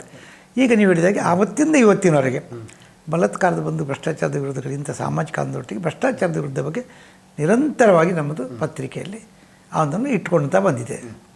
ಎಸ್, ಅದರ ಜೊತೆಗೆ ತಾವು ಇತ್ತೀಚಿನ ವರ್ಷಗಳಲ್ಲಿ ಒಂದು ಆ್ಯಡ್ ಮಾಡಿದ್ರಿ, ಉತ್ತಮ ಸೇವೆಗೆ ಪುರಸ್ಕಾರ. ಕರೆಕ್ಟ್, ಅದು ಭಾಳ ಪ್ರಾಮುಖ್ಯತೆ. ನನಗೆ ನಾವು ನೆಗೆಟಿವ್ ಹೋಗೋದಕ್ಕಿಂತ ಪತ್ರಿಕೆ ಮಾಡ್ತಾ ಪಾಸಿಟಿವ್ ಹೋದರೆ ಅದಕ್ಕೆ ಪ್ರಯೋಜನ ಆಗ್ತದೆ ಅಂತ ಕಂಡಾಗ ನಾವು ಇಲಾಖೆಗಳಲ್ಲಿ ಎಲ್ಲ ಭ್ರಷ್ಟಾಚಾರ ಗುರುಸು ಒಂದು ಕಡೆ, ಆದರೆ ಭ್ರಷ್ಟಾಚಾರ ಗುರುಸಿಕೊಳ್ಳಿ ಅವನಿಗೆ ಶಿಕ್ಷೆ ಆಗ್ಬೋದು. ನಾವು ಏನು ಎನಿಸಿದೆ, ಉತ್ತಮ ಸೇವೆಗೆ ಪುರಸ್ಕಾರ ಮಾಡೋದೇ ಉತ್ತಮ ಸೇವೆ ಮಾಡಿದವನಿಗೆ ಅಥವಾ ಭ್ರಷ್ಟಾಚಾರಿಗೆ ಶಿಕ್ಷೆ ಅಂತ ನಾವು ನೆನೆಸಿಕೊಂಡೆ. ಅದು ಸ್ಕೂಲ್ಗಳಲ್ಲಿ ನಿಮ್ಗೆ ಗೊತ್ತಾಗ್ತದೆ, ಯಾರು ಫಸ್ಟ್ ಬರ್ತಾನೋ ಅವನಿಗೆ ಗೌರವ ಮಾಡ್ತೇವೆ, ಆಗ ಫಸ್ಟ್ ಬಾರದವರಿಗೆ ಅದು ಶಿಕ್ಷೆ ಆಗಿ ಪರಿಣಾಮ ಆಗ್ತದೆ. ನಾನು ಫಸ್ಟ್ ಬರಬೇಕಂತ. ಸೊ ನಾವು ಸಾಮಾಜಿಕ ಆಂದೋಲನ ಬದಲಿಸಲಿಕ್ಕೆ ಬೇಕಾಗಿ ಈಗ ಇದಕ್ಕೆ ಎಲ್ಲ ಕಚೇರಿಗಳಲ್ಲಿ ಉತ್ತಮ ಸೇವೆ ಮಾಡುವ ಯಾರು ಅಂತ ಗುರುಸಿ ಪ್ರಾರಂಭದಾಗ ನಮಗೆ ಒಳ್ಳೆ ರೆಸ್ಪಾನ್ಸ್ ಬಂತು. ಭ್ರಷ್ಟಾಚಾರ ಅಂತೇಳಿ ಜನ ಎದುರಿಸ್ತಿದ್ರು, ಉತ್ತಮ ಸೇವೆಗೆ ಎದುರ್ತಿರಲಿಲ್ಲ. ಹಾಗೆ ನಮ್ಮ ಎಲ್ಲ ಇಲಾಖೆಗಳು ಹೇಳಿದಾಗ ಅದೊಂದು ವೋಟಿಂಗ್ ಸಿಸ್ಟಮ್ ಮಾಡಿದ್ದೇವೆ ನಾವು ಸುಳ್ಯ, ಪುತ್ತೂರು, ಬೆಳ್ತಂಗಡಿ ತಾಲೂಕಲ್ಲಿ. ತುಂಬ ಜನ ಇಲಾಖೆಗಳಲ್ಲಿ ಒಳ್ಳೊಳ್ಳೆ ಕೆಲಸ ಮಾಡಿ ಜೋಡಿಸಿದ್ರು. ಆಗ ನನಗೆ ಗೊತ್ತಾಯಿತು, ಒಳ್ಳೆ ಕೆಲಸ ಮಾಡೋರು, ಲಂಚ ಭ್ರಷ್ಟಾಚಾರ ಮಾಡದೆ ಅದು ದುಡ್ಡಿನ ಅಂಶಕ್ಕೆ ಒಳಗಾಗದೆ ಮಾಡೋರು ಇದ್ದಾರೆ. ಅಂಥವ್ರಿಗೆ ಬೆಂಬಲ ಕೊಡೋದ್ರಿಂದ ಸಮಾಜ ಒಳ್ಳೆಯದಾಗ್ತದೆ. ಹಾಗೆಯೇ ಭ್ರಷ್ಟಾಚಾರದ ಬಹಿಷ್ಕಾರ ಕೂಡ ಇತ್ತು, ಅದು ಇಂಡೈರೆಕ್ಟಾಗಿ ಆಗ್ತದೆ ಅಂತ ಈ ಆಂದೋಲನವನ್ನು ಪರಿವರ್ತನೆ, ಉತ್ತಮ ಸೇವೆ ಪುರಸ್ಕಾರ, ಭ್ರಷ್ಟಾಚಾರಕ್ಕೆ ಬಹಿಷ್ಕಾರ ಇದು ಕಾಮನ್ ಆಯಿತು. ಮತ್ತು ಲಂಚ ಅಂದರೆ ದರೋಡೆ, ಭ್ರಷ್ಟಾಚಾರ ದೇಶದ್ರೋಹ, ಯಾಕೆ ದೇಶದ ಬಗ್ಗೆ ನಾವು ಮಾತಾಡೋದು, ದರೋಡೆ ಬಗ್ಗೆ ದೇಶದ್ರೋಹ ಅದೇ ದೊಡ್ಡ ದೇಶ ಪ್ರೇಮ, ಲಂಚ ಭ್ರಷ್ಟಾಚಾರ ನಿರ್ಮೂಲನೆ ದೊಡ್ಡ ದೇಶ ಸೇವೆ ಅಂತ ಜನಗಳು ದೇಶ ಬಗ್ಗೆ ಊರಿನ ಬಗ್ಗೆ ಮಾತಾಡೋರಿಗೆ ಇದು ಒಂದು ದೇಶ ಸೇವೆ ಅಂತ ಕಲ್ಪನೆ ಕೊಡಲಿಕ್ಕೆ ಅದನ್ನು ಕಾಯಿನನ್ನು ಆ್ಯಡ್ ಮಾಡಿ ಅದು ಈ ಫಲಕದಲ್ಲಿ ಪುನಃ ಏನು ಹೇಳ್ತದೆ ಅದು ಎಲ್ಲವನ್ನೂ ಅದು ಹೇಳ್ತದೆ. ಬಹುಶಃ ಇದರ ಆಂದೋಲನದ ಭಾಗವಾಗಿ ಭ್ರಷ್ಟಾಚಾರ ವಿರೋಧಿ ಪ್ರತಿಜ್ಞೆಗಳನ್ನು ಕೈಗೊಳ್ಳಲಾಯಿತು ಇತ್ತೀಚಿನ ವರ್ಷಗಳಲ್ಲಿ, ಜೊತೆಗೆ ಇಂಥ ಫಲಕಗಳನ್ನು ಪ್ರದರ್ಶಿಸಲಾಯಿತು. ಇದೆಲ್ಲ ಈ ಭ್ರಷ್ಟಾಚಾರವನ್ನು ನಿಯಂತ್ರಿಸಲಿಕ್ಕೆ ಯಾವ ಪರಿಣಾಮವನ್ನು ಬೀರುತ್ತೆ ಅಂತ ಇಲ್ಲಿ ತುಂಬ ಸಮಯ ನಮಗೆ ಗೊತ್ತಾಗಲಿಲ್ಲ. ಆದರೆ ನಮ್ಮ ಪತ್ರಿಕೆ 3 ತಾಲೂಕಲ್ಲೂ ಕೂಡ ನಮ್ಮ ಪತ್ರಿಕೆ ಮನೆ ಮನೆಗೆ ಹೋಗೋ ಪತ್ರಿಕೆಯಾಗಿ, ಅದರೊಟ್ಟಿಗೆ ನಮ್ಮ ಚಾನಲ್ ಪ್ರಾರಂಭವಾಗಿ, ವೆಬ್ಸೈಟ್ ಪ್ರಾರಂಭವಾಗಿ, ಡಿಜಿಟಲ್ ಫಾರ್ಮೆಟ್ ಬಂದದ್ರಿಂದ ಮತ್ತು ಈ ಪೇಪರ್ಗಳ ಕಾಲ ಬಂದದ್ದು ಪ್ರತಿಯೊಳ್ಳೆದವರು ಎಲ್ಲಿದ್ದರೂ ಕೂಡ ನನ್ನ ಪತ್ರಿಕೆ ನೋಡುವಂಥದ್ದು, ವಿಷಯಲ್ಲಿ ಪತ್ರಿಕೆ ನೋಡುವಂಥ ಕಾಲಘಟ್ಟ ಬಂತು. ಒಳ್ಳೆ ಪುತ್ತೂರು ಎಲ್ಲಿ ಕೂಡ ಸುದ್ದಿಯಾದವರು ಸುಳ್ಯ ಜಗತ್ತಲ್ಲಿರುವವರು ಸುಳ್ಯವನ್ನು, ಪುತ್ತೂರಲ್ಲಿರುವವರು ಜಗತ್ತಲ್ಲಿರುವ ಪುತ್ತೂರನ್ನು, ಸುಳ್ಯದ ಬೆಳ್ತಂಗಡಿಯವರು ಬೆಳ್ತಂಗಡಿಯನ್ನು ಪತ್ರಿಕೆಯನ್ನು ಗಮನಿಸಲಿಕ್ಕೆ ಪ್ರಾರಂಭ ಆಯಿತು. ಇದು ಒಂದು ರೀತಿಯ ಒತ್ತಡವನ್ನು ಜನಗಳ ಮುಂದೆ ತಂದೆವು. ಈ ಒತ್ತಡದ ಮೂಲಕ ಜನಗಳಿಗೆ ಒಂದು ಹೇಳೋ ವಾಯ್ಸ್ ಆಗಿ, ಯಾರು ಭ್ರಷ್ಟಾಚಾರಕ್ಕೆ ಒಳಗಾಗ್ತಾನ ಅವನು ವಾಯ್ಸ್ ಇಲ್ಲ ಅಂತ ಲೆಕ್ಕ, ಧ್ವನಿ ಇಲ್ಲದವನಿಗೆ ಧ್ವನಿ ಆದಾಗ ಒಂದು ಪತ್ರಿಕೆಯ ವ್ಯಾಲ್ಯೂ ಅಂತ ಸ್ವಲ್ಪ ಜಾಸ್ತಿ ಆಯಿತು. ನಮಗೆ ಜಾಹೀರಾತಿ ಕೆಲವು ತೊಂದರೆ ಆಯಿತು, ಜನಗಳು ಕೆಲವು ಪ್ರಬಲಗಳು ವಿರೋಧಗಳು ಬಂತು. ಆದರೆ ಸಾಮಾನ್ಯ ಜನರ ಧ್ವನಿಯಾಗಿ ಕಷ್ಟ ನಷ್ಟಗಳಿಗೆ ಪರಿಹಾರ ಕೊಡುವಂಥ ಅಥವಾ ಉದ್ಧಾರಿಯಾಗಿ ವೇದಿಕೆಯಾಗಿ ನಿಲ್ಲುವಂಥ ಪತ್ರಿಕೆಯಾಗಿ ಇದು ಬೆಳೀಲಿಕ್ಕೆ ತುಂಬ ಕಾರಣ ಆಯಿತು. ಪರಿಣಾಮ ಸಣ್ಣ ಮಟ್ಟಿಗೆ ಬರಲಿಕ್ಕೆ ಪ್ರಾರಂಭ ಆಯಿತು. ಆಮೇಲೆ ಈ ಆಂದೋಲನವನ್ನು ನೀವು ಹೇಳಿದಾಗೆ ಜನಗಳನ್ನು ಮುಟ್ಟಿಸ್ಲಿಕ್ಕೆ ಬೇಕಾಗಿ ಯೋಚನೆ ಮಾಡಲಿಕ್ಕೆ ಈ ಫಲಕ ಬಂದದ್ದು ನಂತರ. ಈ ಫಲಕ ಬಂದದ್ದು ಇದು ಬರಿತಾ ಕಾರಣ ಆಗೋದಿಲ್ಲ. ಸೊ ಒಂದು ಜನಗಳಿಗೆ ನಾವು ಜನಗಳು ಯಾರು, ನಮ್ಮ ಹಕ್ಕು ಏನು, ನಾವು ಯಾಕೆ ರಾಜ್ಯಗಳು, ಯಾಕೆ ಕೇಳಬೇಕು ಅಂತ ಅದನ್ನು ಫಸ್ಟಿಗೆ ಕೊಡದೇ ಇದ್ದರೆ ಅವನು ಕೇಳುವ ಶಕ್ತಿ ಬರೋದಿಲ್ಲ ಅಂತ ಕಂಡದ್ರಿಂದ ಮಹಾತ್ಮ ಗಾಂಧಿ ಗ್ರಾಮ ಸ್ವರಾಜ್ಯದ ಕಲ್ಪನೆ ಬಂದಿಟ್ಟು ನಮ್ಮದೇ ಆಡಳಿತ, ನಮ್ಮದೇ ಹಕ್ಕು, ನಮಗಿರುವ ಅಧಿಕಾರಿಗಳು ಅದನ್ನು ನಾವು ಕೇಳಲೇಬೇಕು ಅಂತ ಮಹಾತ್ಮ ಗಾಂಧಿ ಹೇಳಿದಾಗ ನಮ್ಮ ಹಕ್ಕುಗಳನ್ನು ಕೇಳಲೇಬೇಕು, ಅನ್ಯ ಆದಾಗ ಪ್ರತಿಭಟಿಸಬೇಕು ಅಂತ ದೃಷ್ಟಿ ಇಟ್ಟುಕೊಂಡು ಒಂದು ಆಂದೋಲನ ಮಾಡಲಿಕ್ಕೆ ಇದಕ್ಕೆ ಒಂದು ಈ ಫಲಕವನ್ನು ಕೊಟ್ಟು ಪ್ರಚಾರ ಮಾಡಲಿಕ್ಕೆ ಮಾಡಿದೆ. ಪತ್ರಿಕೆಗೆ ಬಂದ ಕೂಡಲೇ ಇದನ್ನು ಇನ್ನೊಂದು ಸಾಮಾಜಿಕ ಆಂದೋಲನ ಮಾಡಲಿಕ್ಕೆ ಇಂಥ ಫಲಕವನ್ನು ಮಾಡಿ ನಾವು ಯಾರು ಅಧಿಕಾರಿಗಳಿದ್ದಾರೆ ಅವರ ಬಳಿಗೆ ಇದನ್ನು ಹಿಡ್ಕೊಂಡೋಗಿ, ಯಾರು ಜನಪ್ರತಿಗಳಿದ್ದಾರೆ, ಯಾರು ನಮಗೆ ಸೇವೆ ಕೊಡಬೇಕಾಗ್ತದೆ ಅವರ ಬಳಿ ಹೋಗಿ ಈ ಫಲಕವನ್ನಿಟ್ಟು ಅವರು ಇದನ್ನಿಟ್ಟು ಈ ಘೋಷಣೆಯನ್ನು ಮಾಡಿಸೋದು. ಈ ಘೋಷಣೆ ಹೇಗೆ ನಡೀತಂದರೆ ಅವ್ರಿಗೆ ಕೂಡ ಭ್ರಷ್ಟಾಚಾರ ಬೇಡ. ಯಾವುದೇ ಆ ಕಚೇರಿಗೆ ಹೋದರೆ ಭ್ರಷ್ಟಾಚಾರ ಕಂಡ್ರೆ ಇಂಥ ನಂಬರಿಗೆ ಫೋನ್ ಮಾಡಿ ಬರ್ತದೆ, ಲೋಕಾಯುಕ್ತ ದಾಳಿ ಅಂತ ಬರ್ತದೆ, ಜನಪ್ರತಿನಿಧಿಗಳಿದ್ದರೂ ಕೂಡ ಕೇಸ್ ಆಗ್ತದೆ. ಸೊ ಕಾನೂನಿನ ವ್ಯಾಪ್ತಿಯಲ್ಲಿ ಅವರು ಭ್ರಷ್ಟಾಚಾರಕ್ಕೆ ಅನುಮತಿ ಅವರಿಗಿಲ್ಲ. ಹಾಗೆ ಈ ಫಲಕವನ್ನು ಹಿಡಿದಾಗ ಯಾವುದೇ ಇಲಾಖೆಗೆ ಹೋಗಿ ಯಾವುದೇ ಜನರ ಹಿಡಿದಾಗ ಅವನು ಇದನ್ನು ಆ್ಯಂಟಿ ಅಂತ ತಗೊಳ್ಳಿಲ್ಲ. ಯಾಕೆ ಅವನು ಇರುವುದೇ ಉದ್ದೇ ಅದಕ್ಕೆ ಬೇಕಾಗಿ, ಅವನ ಕೆಲಸವೇ ಅದು, ಅವನ ಜವಾಬ್ದಾರಿ ಅಂತ ಅವ್ರಿಗೆ ಗೊತ್ತಿದೆ. ಅವ್ರಿಗೆ ಗೊತ್ತಾದಾಗ ಅವ್ರಿಗೆ ಖಂಡಿತವಾಗಿ ಇದನ್ನು ಎದುರು ಇಟ್ಕೊಂಡು ಘೋಷಣೆಗೆ ಹೋಗಿದ್ದರು. ಫಂಕ್ಷನ್ಗಳಲ್ಲಿ, ಸಭೆಗಳಲ್ಲಿ ಘೋಷಣೆ ಪ್ರತಿಜ್ಞೆ ಮಾಡಿದರು. ಅದು ತುಂಬ ಜನರಿಗೆ ಆಶ್ಚರ್ಯ ಆಯಿತು. SIA ಹಿಡಿಯುವಂಥದ್ದು, DCA ಹಿಡಿಯುವಂಥದ್ದು, ಶಾಸಕರು ಹಿಡಿಯುವಂಥದ್ದು, ಇದು ಜನಗಳಿಗೆ ಅಂತ ಅವರೇ ಭ್ರಷ್ಟಾಚಾರದಲ್ಲಿ ಯಾರು ತೊಡಗಿಸಿಕೊಂಡಿದ್ದಾರ ಕೆಲವು ಅವರೇ ಹಿಡ್ಕೊಂಡಾಯಿತು. ಕೆಲವರು ಇದಕ್ಕೆ ಬೆಂಬಲ ಕೊಡಲಿಕ್ಕೆ ಪ್ರಾರಂಭ ಆದರು. ಈ ಫಲಕ ಒಂದು ರೀತಿಯ ಬೆಂಬಲ ಜನಪ್ರತಿ ಕೊಡಲಿಕ್ಕೆ ಸ್ಟಾರ್ಟ್ ಆಯಿತು. ಜನಗಳಿಗೆ ಒಂದು ಅವೇರ್ನೆಸ್ ಪ್ರಾರಂಭ ಆಯಿತು, ನಾವು ಕೇಳು ಸರಿ ಅಂತ ಒಂದು ಪರಿವರ್ತನೆ ಬಂತು. ಓಕೆ, ಸರಿ ಸರ್. ಬಹುಶಃ ಇಂಥ ನಿರಂತರವಾಗಿ ನಡ್ಕೊಂಡು ಬಂದಿರುವಂಥ ಈ ಅಭಿಯಾನ ಅಥವಾ ಜಾಗೃತಿ ಈಗ ಮತ್ತೊಂದು ಹಂತಕ್ಕೆ ಪ್ರವೇಶವನ್ನು ಮಾಡ್ತಾ ಇದೆ. ಇದಕ್ಕೆ ಬಹುಶಃ ಈ ಬಾರಿಯ ತಮ್ಮ ಸುದ್ದಿ ಬಿಡುಗಡೆಯ ಏನು ತಮ್ಮ ಲೇಖನ, ಕಳೆದ ವಾರ ಸುಳ್ಯದಲ್ಲಿ ಸಚಿವರಾಗಿ ಆಗಿರುವಂತಹ UT ಖಾದರ್ ಅವರಿಗೆ ಅಭಿನಂದನಾ ಸಮಾರಂಭ ನಡೆಯಿತು. ಆ ಸಂದರ್ಭದಲ್ಲಿ ಅವರಿಗೊಂದು ಬೇಡಿಕೆಗಳ ಪಟ್ಟಿಯನ್ನು, ಸುಳ್ಯದ ಸಮಸ್ಯೆಗಳ ಪಟ್ಟಿಯನ್ನು ಮುಂದಿರಿಸಲಾಯಿತು. ಆದರೆ ತಾವು ನಿಮ್ಮ ಲೇಖನದಲ್ಲಿ ಬರೆದ್ರಿ, ಆ ಪಟ್ಟಿಯಲ್ಲಿ ಭ್ರಷ್ಟಾಚಾರ ವಿರೋಧಿ, ಆ ಭ್ರಷ್ಟಾಚಾರವನ್ನು ನಿರ್ಮೂಲನೆ ಅಥವಾ ನಿಯಂತ್ರಿಸುವಂಥದ್ದು ಪ್ರಥಮ ಆದ್ಯತೆ ಆಗಬೇಕಿತ್ತು ಅಂತ. ಅದರ ಬಗ್ಗೆ ಹೇಳೋದಾ? ಇದಕ್ಕೆ ಹಿನ್ನೆಲೆ ಇದೆ. ಈ ಬರ್ತಾ ಭ್ರಷ್ಟಾಚಾರದ ಬಗ್ಗೆ ಫಲಕ ಹೋಗ್ತಾ ಎಲ್ಲೋ ಒಂದು ಕಡೆ ಅದು ಸಣ್ಣ ಮಟ್ಟಿಗೆ ಪರಿಹಾರ ಬಂತು. ಅದು ನಿಧಾನವಾಗಿ, ಯಾಕೆಂದರೆ ಪಕ್ಷ ಬೇಸಿಸ್ ಎಲೆಕ್ಷನ್ ನಮ್ಮದು, ಎಲ್ಲ ಸೀಟು ಕೊಡೋದು ಮೇಲಿನಿಂದ ಅಧಿಕಾರಿಗಳು, ಇವರು ಇಲ್ಲಿಯ ಸುಳ್ಯದ ಅಧಿಕಾರಿಗಳು ಅವರು ಭ್ರಷ್ಟಾಚಾರ ಅಲ್ಲ, ಮೇಲಿನಿಂದ ಭ್ರಷ್ಟಾಚಾರಕ್ಕೆ ಸಪೋರ್ಟ್. ಆ ಭ್ರಷ್ಟಾಚಾರಕ್ಕೆ ಇವರು ದುಡ್ಡು ಕೊಡಬೇಕಾಗ್ತದೆ ಜನಗಳಲ್ಲಿದೆ. ಜನಪ್ರತಿನಿಧಿಗಳು ಬಂದಾಗ ಮೇಲಿನಿಂದ ಸೀಟ್ ತಗೊಂಡು ಬರೋದು. ಆಗ ಯಾವುದೇ ಅಧಿಕಾರಿ ಅಥವಾ ಜನಪ್ರತಿನಿಧಿಗೆ ನಮ್ಮ ಕಂಟ್ರೋಲಲ್ಲಿ ಇರಲಿಲ್ಲ. ಅವರು ಮೇಲಿನ ಕಂಟ್ರೋಲ್ ಇದ್ದಾಗ ಇವರು ಒಂದು ಬೊಂಬೆ ಆಟ, ಇವರು ದುಡ್ಡು ಕಲೆಕ್ಟ್ ಮಾಡಿ ಕೊಡುವಂಥದ್ದು, ಹಾಗೆ ಇವರು ಮೇಲೆಯವರು ಹಿಡಿದು ಕೇಳುವಂಥದ್ದು ಅಂತ ಸಾಮಾನ್ಯ ಜನರಿಗೆ ಒಂದು ಮೂಲತ್ತು ಇದೆಲ್ಲ ಮೇಲೆಗೆ ಅಂತ. ಈ ವಾತಾವರಣ ಇದ್ದಾಗ ನಮಗೆ ಅನಿಸುತ್ತೆ ಹೇಗೆ ಸರಿ ಮಾಡೋದು, ಇದು ಸರಿ ಮಾಡಬೇಕು, ಒಂದು ಏನಾರು ಆಂದೋಲನ ಬೇಕು. ಈ ಆಂದೋಲನ ಮಾಡಲಿಕ್ಕೆ ಬೇಕಾದ್ರೆ ಮೇಲೆಗೆ ಮುಟ್ಟಬೇಕು, ಇದು ಜನಪ್ರತಿನಿಧಿಗಳಿಗೆ ಮುಟ್ಟಬೇಕು, ಮೇಲಧಿಕಾರಿಗೆ ಮುಟ್ಟಬೇಕು ಅಂತ ಕಂಡಿದ್ದಾಗ ನಮಗೆ ಇದಕ್ಕೆ ಆಯ್ಕೆ ಯಾರು? ನಮಗೆ ಜನಪ್ರತಿನಿಧಿ, ನಮ್ಮ ಆಯ್ಕೆ. ಸೊ ನಾವು ಏನು ಮಾಡಿದ್ವಿ, ಜನಪ್ರತಿನಿಧಿಗಳ ಹತ್ರ ಈ ಫಲಕವನ್ನು ಇಟ್ಟುಕೊಂಡಿದ್ದೆವು. ಜನಪ್ರತಿನಿಧಿಗಳಿಗೆ ವೈಕ್ಯಗೆ ಯಾರು ಓಟ್ ನಿಲ್ತಾರೆ, ಆಗ ನಾವು ಓಟ್ ಎಲೆಕ್ಷನ್ ಟೈಮ್ನಲ್ಲಿ ಇವರು ಜನಗಳ ಬಳಿಗೆ ಬರ್ತಾರೆ, ಆಶ್ವಾಸನೆ ಕೊಡ್ತಾರೆ, ಬೇಡಿಕೆ ಈಡೇರಿಸ್ತಾರೆ. ಸೊ ಆಗ ಇದು ಪ್ರಥಮ ಆದ್ಯಮ ಆಗಲಿ ಅಂತ ನಾವು ಪ್ರಥಮ ಎಲೆಕ್ಷನ್ ಕಳಿಸತ್ತೆ ಎಲೆಕ್ಷನಿಗೆ ಮೊದಲು, ಅಸೆಂಬ್ಲಿ ಎಲೆಕ್ಷನಿಗೆ ಮೊದಲು ಇದನ್ನು ಆಂದೋಲನವಾಗಿ ತಗೊಂಡೆ. ಆಂದೋಲನ ತಗೊಂಡು ಹೇಗೆ ತಗೊಂಡೆ ಅಂದರೆ, ಅದರ ತಗೊಂಡೋಗಿ ಅವರ ಬದಿಗೆ ಹೇಳಿದಾಗ ಇದನ್ನು ಇಟ್ಟುಕೊಂಡು ಅವ್ರ ಹತ್ರ ಘೋಷಣೆ ಕೂಗಿಸಿದರು. ಸೊ ಒಬ್ಬ ಕ್ಯಾಂಡಿಡೇಟಾಗಿ ಎಲೆಕ್ಷನ್ ನಿಲ್ಲೋಕ್ಕೆ ಮೊದಲೇ ಅವನು ಘೋಷಣೆ ಕೂಗಿದ್ರೊಟ್ಟಿಗೆ ನಾನು ಭ್ರಷ್ಟಾಚಾರ ವಿರೋಧಿ, ನಾನು ಗೆದ್ದರೆ ಭ್ರಷ್ಟಾಚಾರ ವಿರುದ್ಧ ನಿಲ್ತೇನೆ ಅಂತ ಒಂದು ಪ್ರತಿಜ್ಞೆ ಸ್ವೀಕಾರ ಕೂಡ ನಡೆಯಿತು. ಇದು ನಿಜವಾಗಿ ಜನರಿಗೊಂದು ಅವೇರ್ನೆಸ್ ಕೊಟ್ಟಾಗೆ, ಓಟಿಗೆ ಬಂದಾಗ ಕೇಳೋ ಶಕ್ತಿ ಇರುವಾಗ ನೇರವಾಗಿ ಕೇಳಲಿಕ್ಕೆ ಜನ ಹೊಂದುವುದು. ಮೊದಲು ಬೇರೆ ಕಡೆ ಮಾಡ್ತಿದ್ರು ಗೊತ್ತಿಲ್ಲ. ಎಲೆಕ್ಷನ್ ಟೈಮಲ್ಲಿ ಜನರು ಹಾಜರಾಗ್ತಾರೆ, ನಾವೇ ರಾಜರು, ಮತದಾನ ಮಾಡೋ ರಾಜರು. ಅದು ಭಾವನೆ ಎಲ್ಲರೂ ಇರ್ತದೆ. ಅದಕ್ಕೆ ಅವರು ಕಾಲಿಡ್ತಾರೆ, ಹೇಳಿದ ಮಾತನ್ನು ಕೇಳ್ತಾರೆ, ನಮಸ್ಕಾರ ಮಾಡ್ತಾರೆ. ಆ ಟೈಮಲ್ಲಿ ಕೇಳೋ ಧೈರ್ಯ ಇದೆ. ಆ ಸಂದರ್ಭ ಉಪಯೋಗ ಮಾಡಿ ಇದನ್ನು ಕನ್ವರ್ಟ್ ಮಾಡ್ತೀವಿ. ಇಲ್ಲಿ ಚುನಾವಣೆ ಸಂದರ್ಭದಲ್ಲಿ ಇದನ್ನು ನಾವು ಉಪಯೋಗ ಮಾಡಲಿಕ್ಕೆ ಪ್ರಾರಂಭ ಆದಾಗ ಇದರ ಪರಿಣಾಮ ಎರಡು ನಮೂನೆ ಆಯಿತು.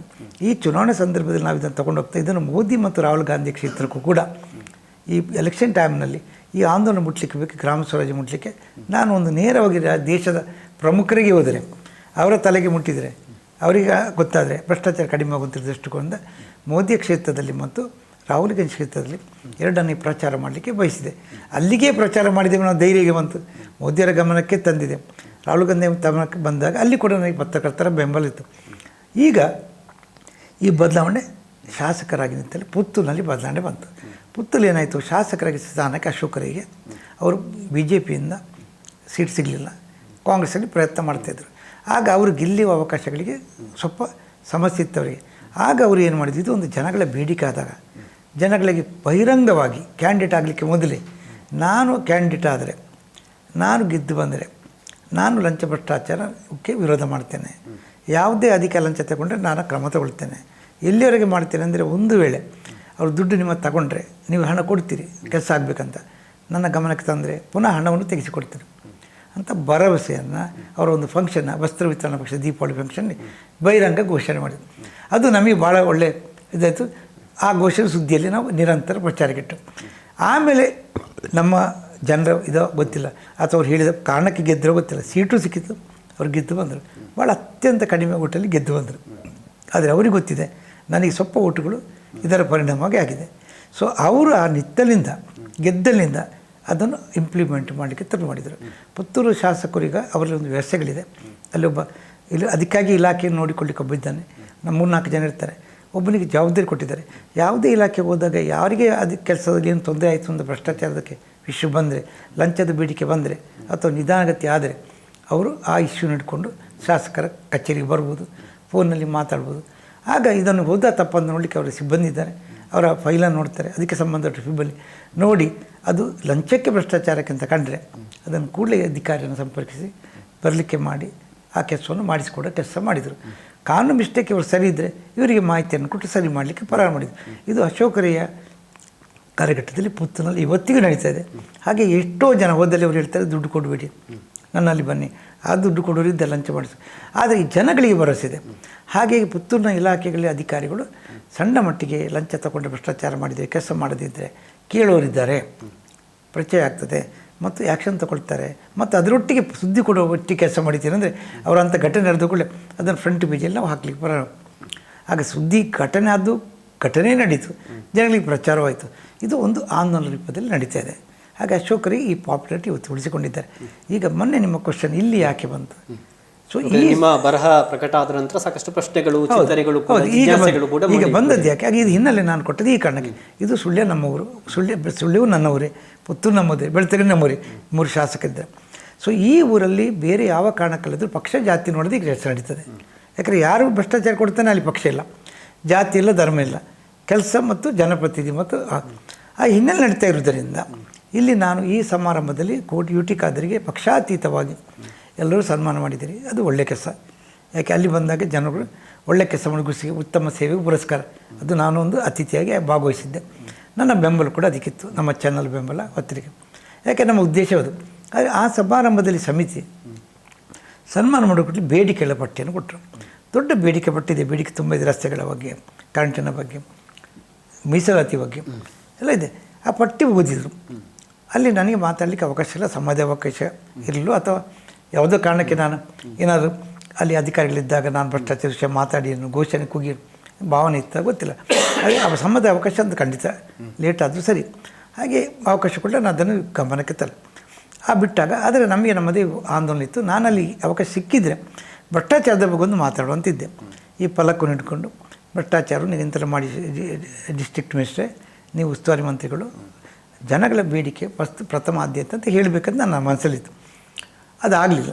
ಆದರೆ ಆ ನಂತರ ಬಂದಾಗ ನನಗೆ ಅನಿಸಿತು, ಎಲ್ಲರೂ ಫೋಟೋ ಕೂಡ ತೆಗೆಸಿಕೊಂಡು ಎಲ್ಲ ಅಧಿಕಾರಿಗಳು ವೇದಿಕೆಯಲ್ಲಿದ್ದರು. ಆಗ ನಾವೆಲ್ಲ ಅಧಿಕಾರಿಗಳು ಇದ್ದರು, ಜನಪ್ರತಿನಿಧಿಗಳಿದ್ದು, ಊರಿನ ಎಲ್ಲ ನಾಯಕರಿದ್ದು ಬಂದಾಗ ಕೊನೆಗೆ ನಾನು ಪಟ್ಟಿ ಬಂದಾಗ ಬೇಡಿಕೆ ಪಟ್ಟಿ ನನಗೆ ಗೊತ್ತಿರಲಿಲ್ಲ. ಬೇಡಿಕೆ ಪಟ್ಟಿ ನೋಡಿದಾಗ ಅದರಲ್ಲಿ ಬೇರೆ ಎಲ್ಲವೇ ಲಂಚ ಭ್ರಷ್ಟಾಚಾರದ ಪ್ರಥಮ ಆದ್ಯತೆಯ ಪಟ್ಟಿ ಇರಲಿಲ್ಲ. ಆಗ ನಾನಿದು ಗಂಭೀರವಾಗಿ ತಗೊಂಡೆ. ಯಾಕೆಂದರೆ ಜನಗಳೇ ಬೇಡಿಗಿಸಲಿಕ್ಕೆ ಸಭೆ ಮಾಡಿಯಾಗಿದೆ, ಕಮಿಟಿ ಬಂದಾಗಿದೆ, ಸನ್ಮಾನ ಮಾಡಿಯಾಗಿದೆ, ಬೇಡಿಕೆ ಪಟ್ಟಿ ನೀಡಿಯಾಗಿದೆ. ಲಂಚ ಭ್ರಷ್ಟಾಚಾರ ಪಟ್ಟಿ ಇಲ್ಲ ಅಂದರೆ ಏನರ್ಥ? ಅದು ಇಲ್ಲೇ ಸಮಸ್ಯೆ ಅಲ್ಲ ಅಂತಾಯಿತು. ಇಲ್ಲೇ ಸಮಸ್ಯೆ ಅಲ್ಲದೆ ಲಂಚ ಭ್ರಷ್ಟಾಚಾರ ನಿಲ್ಲುವುದೇ? ಇಲ್ಲಿ 2 ಮುಖ. ಅದು ಇಲ್ಲದಿರೋದ್ರಿಂದ ಲಂಚ ಭ್ರಷ್ಟಾಚಾರಕ್ಕೆ ಬೆಂಬಲ ಜಾಸ್ತಿ ಆಗ್ತದೆ. ಯಾಕೆ ಅವರು ವೇದಿಕೆಯಲ್ಲಿದ್ದರು. ಹಾಗೆ ಇದು 2 ಮುಖ ಆದಾಗ ನಾವು ಹೇಳಿದರೆ ಲಂಚ ಭ್ರಷ್ಟಾಚಾರಕ್ಕೆ ಬಹಿಷ್ಕಾರ ಬೇಕು, ಹಾಗೆ ಉತ್ತಮ ಪುರಸ್ಕಾರ ಬೇಕು. ಆಂದೋಲನದಲ್ಲಿ ಉತ್ತಮ ಪುರಸ್ಕಾರ ಮಾಡಿದೆವು. ಲಂಚ ಭ್ರಷ್ಟಾಚಾರಕ್ಕೆ ಬಹಿಷ್ಕಾರಕ್ಕೆ ಮಾಡದೇ ಇದ್ದರೆ ಪುನಃ ಇಲ್ಲಿ ಅಧಿಕಾರಿಗಳು ಅದನ್ನು ಜಾಸ್ತಿಯಾಗಿ ಬೆಳೆಸ್ತಾರೆ ಅಂತ ಬಂತು. ಹಾಗೆ ನಾನು ಫೋಟೋದಲ್ಲಿ UT ಖಾದರ್ ಒಟ್ಟಿಗೆ ನಿಲ್ಲಿಸಿದ ಫೋಟೋ, ಅಂದರೆ ಒಟ್ಟಿಗೆ ಇದ್ದೇವೆ ಅಂತ ತೋರಿಸೋ ಮೂಲಕ ಅಧಿಕಾರಿಗಳಿಗೆ ತೋರಿಸಿದರೆ ಎದುರಿಸಿ ಆದರೂ ಲಂಚ ಭ್ರಷ್ಟಾಚಾರ ಕಡಿಮೆ ಆಗ್ತದ ಅಂತ ಒಂದು ಕ್ವೆಶ್ಚನ್ ಮಾರ್ಕ್ ಹಾಕಿದ್ದೆ. ಪುನಃ ಯಾಕೆ ಅದನ್ನು ಪ್ರಥಮ ಆದ್ಯತೆ ಮಾಡಲಿಲ್ಲ ಅಂತ ಒಂದು ಕ್ವೆಶ್ಚನ್ ಮಾರ್ಕ್ ಹಾಕಿದ್ದೆ.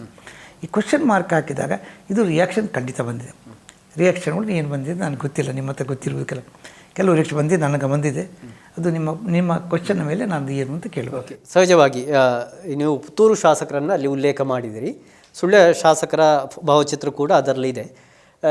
ಸುಳ್ಯ ಶಾಸಕರು ಯಾವ ರೀತಿ ಇದಕ್ಕೆ ಸ್ಪಂದಿಸಬೇಕಿತ್ತು ಅಂತ ಇದರಲ್ಲಿ ವಿಷಯಗಳು ಶಾಸಕರು ಹೊಸ ಶಾಸಕರು ಅಂಗಾರ 6 ವರ್ಷ ಶಾಸಕರಾಗಿದ್ದರು. ಅದರ ಮೊದಲು ನಮ್ಮ ಕುಶಾಲರಿದ್ದರು, ಉಗ್ರಪ್ಪರಿದ್ದರು. ನಾನು ಅವರನ್ನು ಯಾರೇ ಫೋಟೋ ಹಾಕಲಿಲ್ಲ.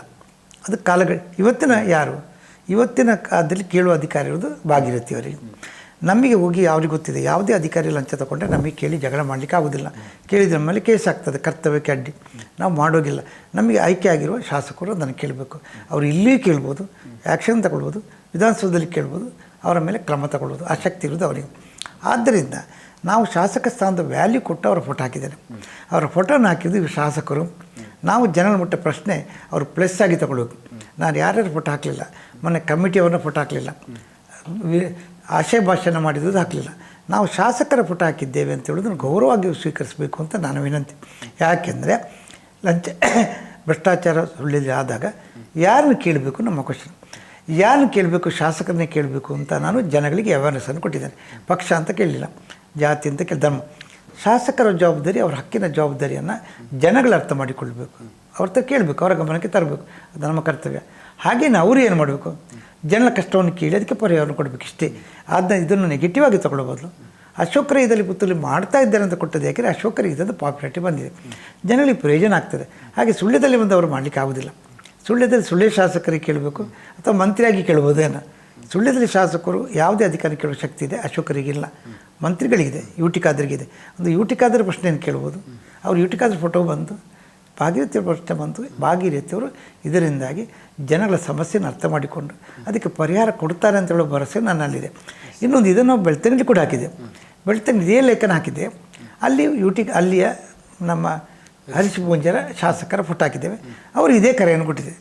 ನೋಡಿ, ಬೆಳ್ತಂಗಡಿ ನೀವು ಮಾಡಿ, ಬೆಳ್ತಂಗಡಿ ಭ್ರಷ್ಟಾಚಾರ ನಾವು ಲೀವ್ ನಂಬರ್ 1 ಅದನ್ನು ನೀವು ಪರಿಹಾರ ಮಾಡುವ ಮೂಲಕ ಜನಪ್ರತಿಯಾಗಿ ನಮ್ಮ ಪತ್ರಿಕೆ ಮಾಧ್ಯಮದ ಅಥವಾ ಜನಪತಿ ಅವೇರ್ನೆಸ್ ಉದ್ದೇಶ ಯಾರು ಜವಾಬ್ದಾರಿ ಅವರನ್ನು ಕೇಳುವಂಥದ್ದು, ಯಾರೋ ಮಾಡಿದ ಕೆಲಸಕ್ಕೆ ಯಾರನ್ನ ಕೇಳೋದಲ್ಲ. ಹಾಗೆ ಪತ್ರಿಕೆ ಮತ್ತು ಮಾಧ್ಯಮವಾಗಿ ಜನಗಳ ಜವಾಬ್ದಾರಿ, ನಮ್ಮ ಜವಾಬ್ದಾರಿ ಯಾರು ಗುರುತಿಸಬೇಕು, ಹೊಣೆಗಾರ ಮಾಡಬೇಕು. ಅವನು ಹೊಣೆಗಾರ ಮಾಡೋದು ನಮ್ಮ ಕರ್ತವ್ಯ ಮಾಡಿದೆ. ಯಾಕೆ ಸರ್ ಇಂಥ ವಿಚಾರಗಳನ್ನು ಮಾತನಾಡಲಿಕ್ಕೆ ನಮ್ಮ ನಾಯಕರು ಹಿಂದೇಟು ಹಾಕ್ತಾರೆ ಅಂತ ನಿಮಗೆ ಅನ್ನಿಸ್ತಾ ಇದೆ? ಇದು ಈ ಹೆದರಿಕೆ ಕಾಲ. ಇನ್ನೂ ಗುಲಾಮಗಿರಿ ಸಂಸ್ಕೃತಿ ನಮ್ಮದು. ನಾವು ಹೇಗೆಂದರೆ ಭಾರತ ದೇಶ ಸಂಸ್ಕೃತಿಯೇ ಗುಲಾಮಗಿರಿ, ಶ್ರೇಣಿಕೃತ ಸಮಾಜ ನಮ್ಮದು. ಮೇಲೆ ಕೆಳಗೆ ಕೆಳಗೆ ಕೆಳಗೆ ಆ ಶ್ರೇಣಿಕ ಬದುಕಿದ್ದೇ ಹಾಗೆ. ಆಮೇಲೆ ಜಮೀನ್ದಾರ ಜಮೀನಿಗೆ ಕಾಲು ಕೆಳಗೆ. ಆಮೇಲೆ ಬ್ರಿಟಿಷರು ಬಂದಾಗ ಅದು ಕಳೀತು. ಎಲ್ಲ ರಾಜ್ಯಗಳ ಕಾಲ, ರಾಜ್ಯಗಳು ಬಂದಾಗ ಇದೆ ರಾಜ್ಯರೇ ದೇವ, ಅವನಿಗೆ ಮಂತ್ರಿ ಅವರು. ನಮ್ಮ ಇಡೀ ನಮ್ಮ ಪ್ರಜಾಪ್ರಭುತ್ವ, ನಮ್ಮ ಚರಿತ್ರೆ ಗುಲಾಮಗಿರಿ ಜೀವನದ. ಹಾಗಾಗಿ ಸಡನ್ನಾಗಿ ಜನ ಬದಲಾಗೋದಿಲ್ಲ. ಈ ಓಟ್ ಬಂತು, ಬದಲಾವಣೆ ಬರಬೇಕು, ಜನಗಳ ಅವೇರ್ನೆಸ್ ಬರಬೇಕಿದ್ರೆ ಸಂಸ್ಕೃತಿ ಹೇಗೆ ಬದಲಾಗ್ತದೆ. ನಾವು ಶ್ರೇಣಿಕೃತ ಸಂಸ್ಕೃತಿ ಬದುಕಿಕೊಂಡು ಬಂದವರಿಗೆ ದೊಡ್ಡ ಇನ್ನೊಂದು ಗಾದೆ ಇದೆ, ರಾಜ್ಯ ಮಾಡಿದ್ದು ತಪ್ಪಿಲ್ಲ, ದೇವರು ಮಾಡಿದ್ದು ತಪ್ಪಿಲ್ಲ. ಅಂದರೆ ಯಾರು ರಾಜ್ಯ ಅಂತ ಸ್ವೀಕಾರ ಮಾಡ್ತೇವ ಅವರಂತ ಕೇಳುವ ಶಕ್ತಿ ಇಲ್ಲ. ಎಲ್ಲಿವರೆಗಂದರೆ ರಾಜ್ಯನ ಪ್ರಶ್ನಿಸಿದ ದೇಶದ್ರೋಹಿ ರಾಜ್ಯದ್ರೋಹಿ. ಈ ಸಂಸ್ಕೃತಿಯಲ್ಲಿದ್ದಾಗ ಈಗ ಯಾರು ಆಯ್ಕೆಯಾಗಿ ಬರ್ತಾರೆ ಅವನು ರಾಜ ಅಂತ ಆಯಿತು. ಯಾರು ನಮಗೆ ಕೆಲಸ ಕೊಡೋರಿದ್ದಾರೆ ಅವರು ನಮಗೆ ಅಧಿಕಾರಿಗಳಂತಾಯಿತು. ಅವನು ಪ್ರಶ್ನಿಸುವ ಶಕ್ತಿ ನಮ್ಮ ತಪ್ಪ ಅಂತ, ನಮ್ಮದು ರೈಟ್ ಅಂತ ಬರಬೇಕಾದ್ರೆ ಇವನಿಗೆ ಗೊತ್ತಿರಬೇಕು ನಾನು ರಾಜ ಅಂತ. ಎಲ್ಲಿವರೆಗೆ ನಾನು ಜನಪ್ರತಿನಿಧಿ ರಾಜ ಅಂತ ನಾವು ತಿಳ್ಕೊಳ್ತೇವೆ, ಅಧಿಕಾರಿ ರಾಜ ಅಂತ ತಿಳ್ಕೊಳ್ತೇವೆ, ಅಲ್ಲಿ ನಾವು ಬದಲಾಗೋದಿಲ್ಲ. ನಮ್ಮ ಬದಲಾವಣೆ ಬರಬೇಕಿದ್ದರೆ ಯಾರು ಮತದಾರರು ನಾವು ರಾಜ ಅಂತ ತಿಳ್ಕೊಂಡಾಗ ನಾವು ರಾಜರು. ನಮಗೆ ಅನ್ಯಾಯ ಆದರೆ ನಮಗೆ ಕೇಳುವ ಶಕ್ತಿ ಇದೆ. ಈ ಬದಲಾವಣೆಯನ್ನು ಬಯಸ್ತೇನೆ, ಮಾನಸಿಕ ಬದಲಾವಣೆ ಇದು. ಈ ಮಾನಸಿಕವಾಗಿ ಇನ್ನೂ ಬದಲಾಗಲಿಲ್ಲ. ಕೆಲಸ ಮಾಡಿಕೊಂಡ್ರೆ ಸಾಕು ಅಂತ ಆಗ್ತದೆ. ಕೆಲಸ ಮಾಡಿಸಲಿಕ್ಕೆ ದಾರಿ ಯಾವುದು, ಈಗ ಸುಲಭ ದಾರಿ ಆಗ್ತದೆ.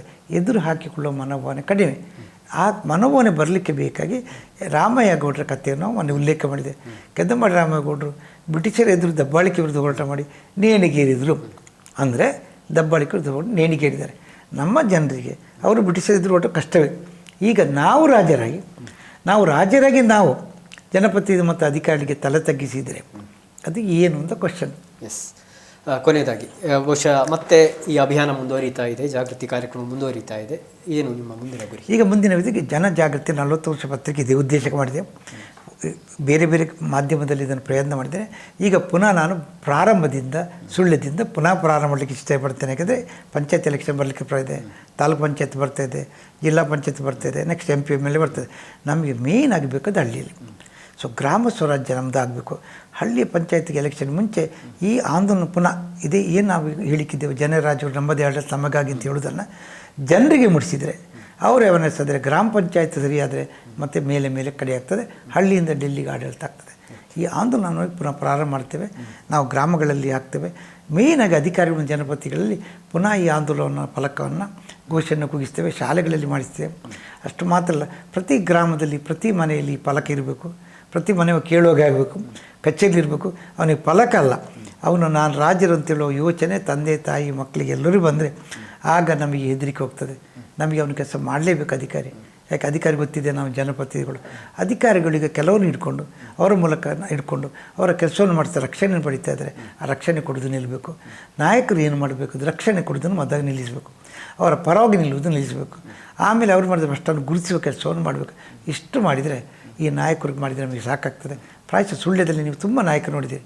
ನಾವು ಹೇಳಬಲ್ಲಿ ಜಾಕೆ ಮಾಧವರು ಕಾಂಗ್ರೆಸ್ ಅದು ದಳದಲ್ಲಿ ಜಾಕೆ ಮಾಧವರು ಒಳ್ಳೆಯ ಪ್ರಾಮಾಣಿಕ ಮನುಷ್ಯ, ಲಂಚ ಭ್ರಷ್ಟ ವಿರೋಧ. ಭರತ್ ಮುಂಡೋಡಿ, ನಿತ್ಯಾನಂದ ಮುಂಡೋಡಿ, ನೀವು ಯಾವ ಲೀಡರ್ ತೆಗಿರಿ, SN ಮತ, ನೀವು ಯಾವ ನಾಯಕನ ತೆಗಿರಿ, ಸುಳ್ಯದ ಮಟ್ಟಿಗೆ ನಾವು ಖಂಡಿತವಾಗಿ ಹೇಳಬಲ್ಲೆವು ಅವರು ಭ್ರಷ್ಟಾಚಾರ ವಿರೋಧಿಗಳು, ಹೋರಾಟಗಾರರು. ಅದು ಖಂಡಿತವಾದ ಇದು ನಮ್ಮ ಅವನ್ನ ಮಾಡಲಿಕ್ಕೆ ನಾವು ಮಾತಾಡ್ತಿಲ್ಲ. ನೇಚರಲ್ಲಿ ಅವರು ಭ್ರಷ್ಟಾಚಾರಿಗಳಲ್ಲ, ವಿರೋಧಿಗಳೇ. ಅದು ಎಲ್ಲೋ ಒಂದು ಕಡೆ ಮಾನಸಿಕ ಬ್ಲಾಕ್ ಅಂತ ಹೇಳ್ತೇವೆ. ಆ ಬ್ಲಾಕಿಂದ ಹೊರಗೆ ಬರಬೇಕು ಅಂತ ನಮ್ಮ ಉದ್ದೇಶ. ಸುಳ್ಯದಲ್ಲಿ ಸ್ವಲ್ಪ ಮಾನಸಿಕ ಬ್ಲಾಕ್ ಹೊರಗೆ ಬಂದರೆ PS ಗಂಗಾಧರ್ ಇರ್ಬೋದು, ಕಾಂಗ್ರೆಸ್ ಲೀಡರ್ಗಳಿದ್ದು, BJP ಲೀಡರ್ಗಳು, ಕಾಂಗ್ರೆಸ್, ನಾನು ಇನ್ರೆಸ್ಪೆಕ್ಟಿವ್ ಪಾರ್ಟಿ, ಸುಳ್ಯ ತಾಲೂಕು ನೀವು ಕಡಾಕಡಿ ಹೇಳಬಲ್ಲರಿ, ಕೆಲವು ಭ್ರಷ್ಟಾಚಾರಗಳು ಇರ್ಬೋದು. 99% ಎಲ್ಲರೂ ಒಳ್ಳೆಯವರೇ. ಅನಿವಾರ್ಯವಾಗಿ ಸಿಲುಕಾಕಿಕೊಂಡು ಭ್ರಷ್ಟಾಚಾರಕ್ಕೆ ಕೆಲವು ಕೊಟ್ಟಿರ್ಬೋದು, ಆದರೆ ಖಂಡಿತವಾಗಿ ಅಲ್ಲ ಅಂತ ನಾನು ಭರವಸೆ. ಅದಕ್ಕೆ ನನಗೆ ಭರವಸೆ ಧೈರ್ಯ ಇದೆ. ಈ ಸಲದ ಎಲೆಕ್ಷನ್ ಒಳಗೆ ಆ ಎಲ್ಲ ಜನರನ್ನು ಪರಿವರ್ತನೆ ಮಾಡಿ ಮಾನಸಿಕವಾಗಿ ನಾವು ಭ್ರಷ್ಟಾಚಾರ ಹೋರಾಟ ಮಾಡಬೇಕು. ಇದು ಸ್ವಾತಂತ್ರ್ಯದ ಮರು ಹೋರಾಟ. ರಾಮಯ್ಯಗೌಡರು ಬ್ರಿಟಿಷರು ಹೋರಾಟ ಮಾಡಿದ್ರು, ನಾವು ನಮ್ಮ ರಾಜರಾಗಿ ಹೋರಾಟ ಮಾಡ್ತಾಯಿದ್ದೆ ಅಂತ ಒಂದು ಕಲ್ಪನೆಯನ್ನು ಕೊಡಲಿಕ್ಕೆ ಪ್ರಯತ್ನ ಮಾಡ್ತೇನೆ. ಇವತ್ತು ಉದ್ದೇಶ ನಮ್ಮ ಜನರನ್ನು ಜಾಗೃತಿ ಮಾಡೋದ್ರೊಟ್ಟಿಗೆ, ಅವೇರ್ನೆಸ್ ಮಾಡೋದ್ರೊಟ್ಟಿಗೆ ಈ ಹೋರಾಟದಲ್ಲಿ ಖಂಡಿತವಾಗಿ ನಾವು ಎದ್ದು ನಿಂತರೆ, ಎಲ್ಲರೂ ಬೇಡ 10% ಜನ ಇದೊಂದು ರಿಯಾಕ್ಟ್ ಆದರೂ ಕೂಡ ಸುಳ್ಯದ ಭ್ರಷ್ಟಾಚಾರ ಖಂಡಿತ ನಿಲ್ತದೆ. ಈ ಭ್ರಷ್ಟಾಚಾರ ಇಲ್ಲಿ ನಿಂತರೆ ನೀವು ಹೇಳ್ತೀರಿ ಮೇಲವರು ಲಂಚ, ಮೇಲವರು ಕೊಡೋದು ಅಂತ ಇರ್ತದೆ. ಅದನ್ನು ಅಲ್ಲಿ ನಿವಾರಣೆ ಮಾಡಲಿಕ್ಕೆ ನಾವು ಇದನ್ನು ಪುತ್ತೂರಿಗೆ ವಿಸ್ತಾರ ಮಾಡ್ತಿದ್ದೆ, ಮಂಗಳೂರು ವಿಸ್ತಾರ ಮಾಡ್ತಿದ್ದೆ, ಮಂಗಳೂರು ಜಿಲ್ಲೆಗೆ ವಿಸ್ತಾರ ಮಾಡ್ತಿದ್ದೆ. ಈ ಆಂದೋಲನ ಬ್ಯಾಂಗ್ಳೂರಿಗೆ ವಿಸ್ತಾರ ಮಾಡ್ತೇವೆ. ಯಾಕೆಂದರೆ ಇಲ್ಲಿ ಆಂದೋಲನ ಅಲ್ಲಿಗೆ ಮುಟ್ಟಿದಾಗ ಮೇಲಿಂದ ಲಂಚಕ್ಕೆ ಕೊಡೋದು ಕಡಿಮೆ ಆಗಬೇಕು. ಇಲ್ಲಿ ಬರೋ ಅಧಿಕಾರಿಗಳು ಲಂಚ ಭ್ರಷ್ಟಾಚಾರಿಗೆ ಅವಕಾಶ ಇಲ್ಲ ಅಂಥೇಳಿ ಇಲ್ಲಿ ಬಂದಾಗ ಇಲ್ಲಿ ಲಂಚದವನ್ನು ಬೇಡಿಕೆ ನಿಲ್ಲಿಸಬೇಕು. ಯಾಕಂದರೆ ಅವ್ರ ಕಪ್ಪ ಅವರು ಕೊಡಲಿಕ್ಕಿರ್ಬೋದು, ಅವರು ಕಲೆಕ್ಷನ್ ಮಾಡಲಿಕ್ಕೆ ಕೊಡಲಿಕ್ಕಿರ್ಬೋದು. ಆಗ ಅವ್ರು ಹೇಳ್ಬೋದು ಇಲ್ಲಿ ಲಂಚ ಭ್ರಷ್ಟಾಚಾರ ನಡೆಯೋದಿಲ್ಲ. ಆದ್ದರಿಂದ ಯಾವುದೇ ಕಪ್ಪ ಕೊಡೋ ಅವಶ್ಯಕತೆ ಅವರಿಗೂ ಬರಬಾರ್ದು. ನಮಗೆ ಮಾತ್ರ ಅಲ್ಲ, ಅಧಿಕಾರಿಗಳು ಕೂಡ ಲಂಚ ಭ್ರಷ್ಟ ಹೊರಗೆ ನಿಲ್ಲಿಗೆ ಬೇಕಾದ ವಾತಾವರಣ ಸಿಗಬೇಕು. ಅದಕ್ಕೆ ಉತ್ತಮ ಸೇವೆ ಪುರಸ್ಕಾರ.